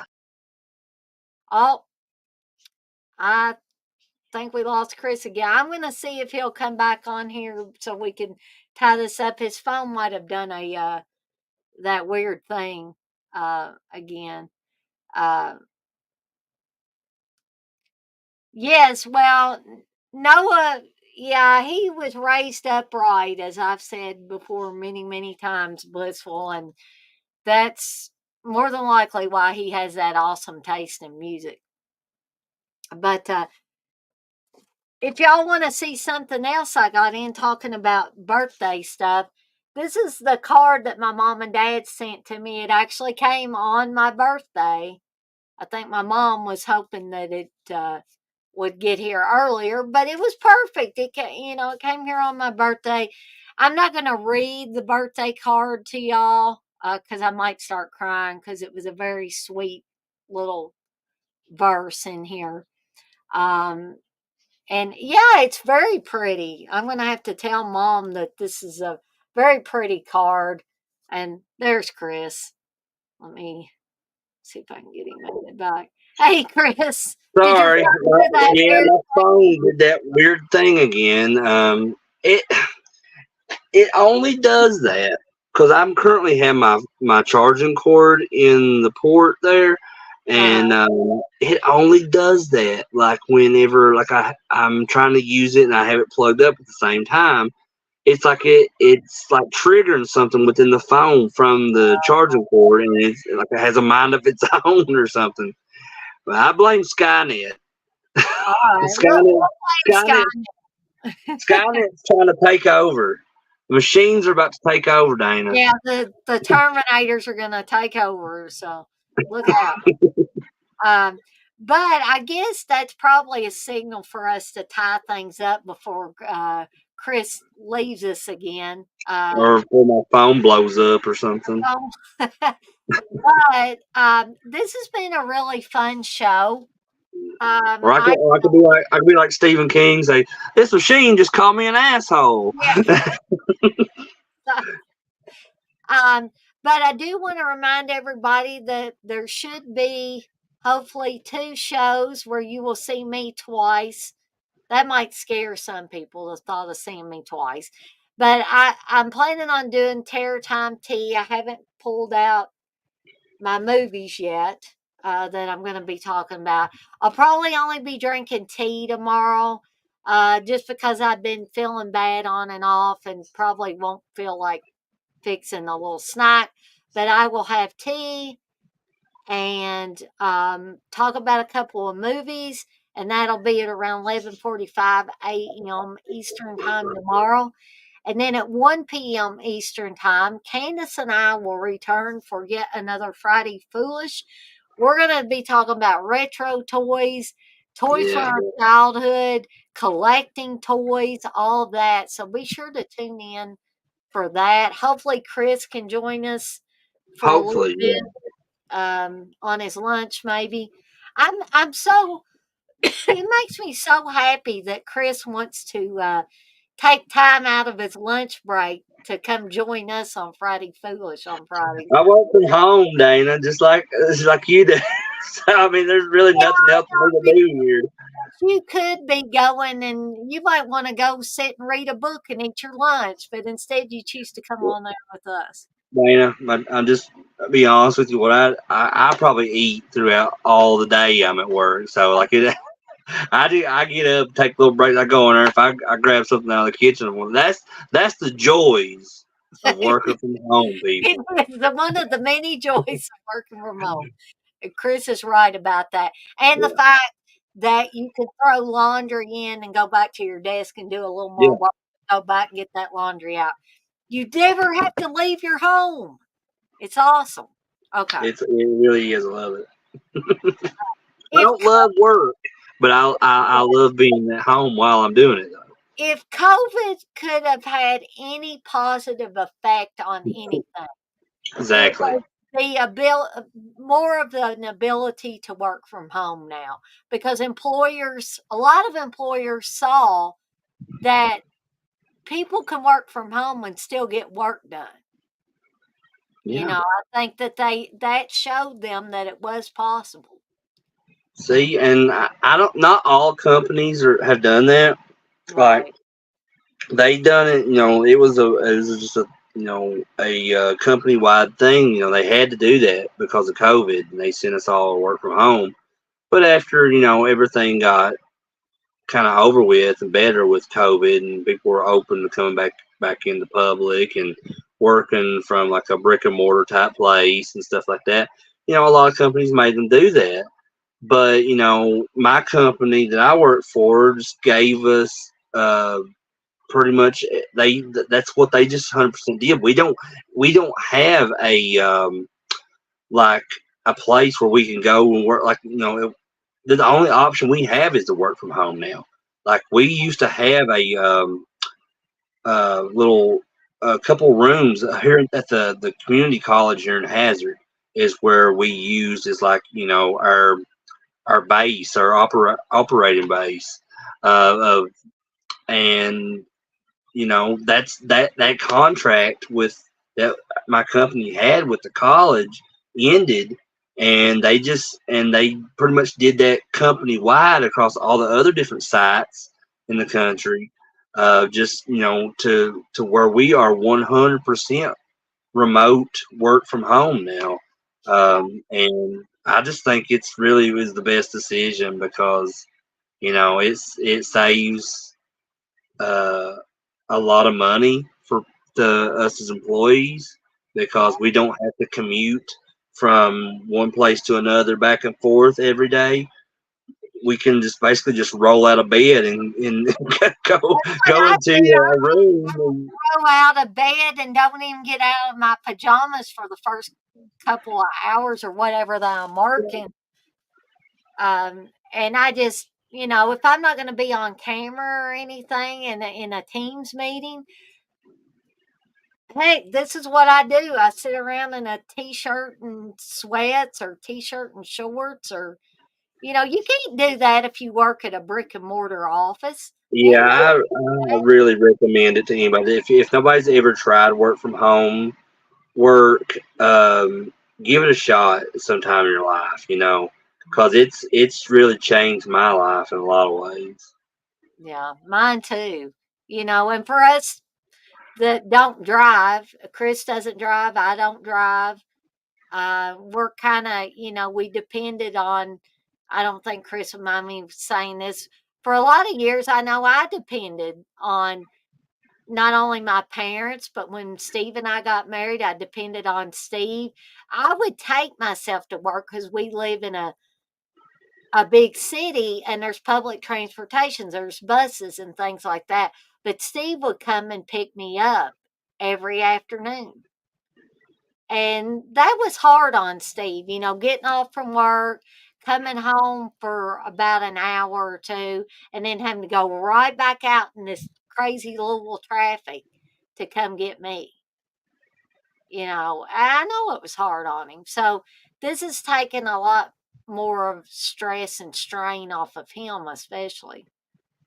Uh, yeah, and I But feel the same way about Candace or any of her family members that had to take me to work back and forth and stuff during those times. Um, and now, the only time I have to do that is if I have to do like a random trip to Barberville, which is where like our main site is in Kentucky, Barberville, Kentucky, and I have to sometimes go there if if we're having issues with our systems or something. I can Something's not going right, they'll send you to Barberville to get your stuff like reformatted there. But the good thing about that is not only am I not having to work that day by going up there and getting that done, but I'm getting paid to go there There you go. because once I come back, I give them the mileage report and I get paid for that. Yeah, So yeah, it's nice, ain't it? it is. TJ says companies don't have to worry about paying for office space if their employees work from home, which is, yeah, that's a good point as well, TJ.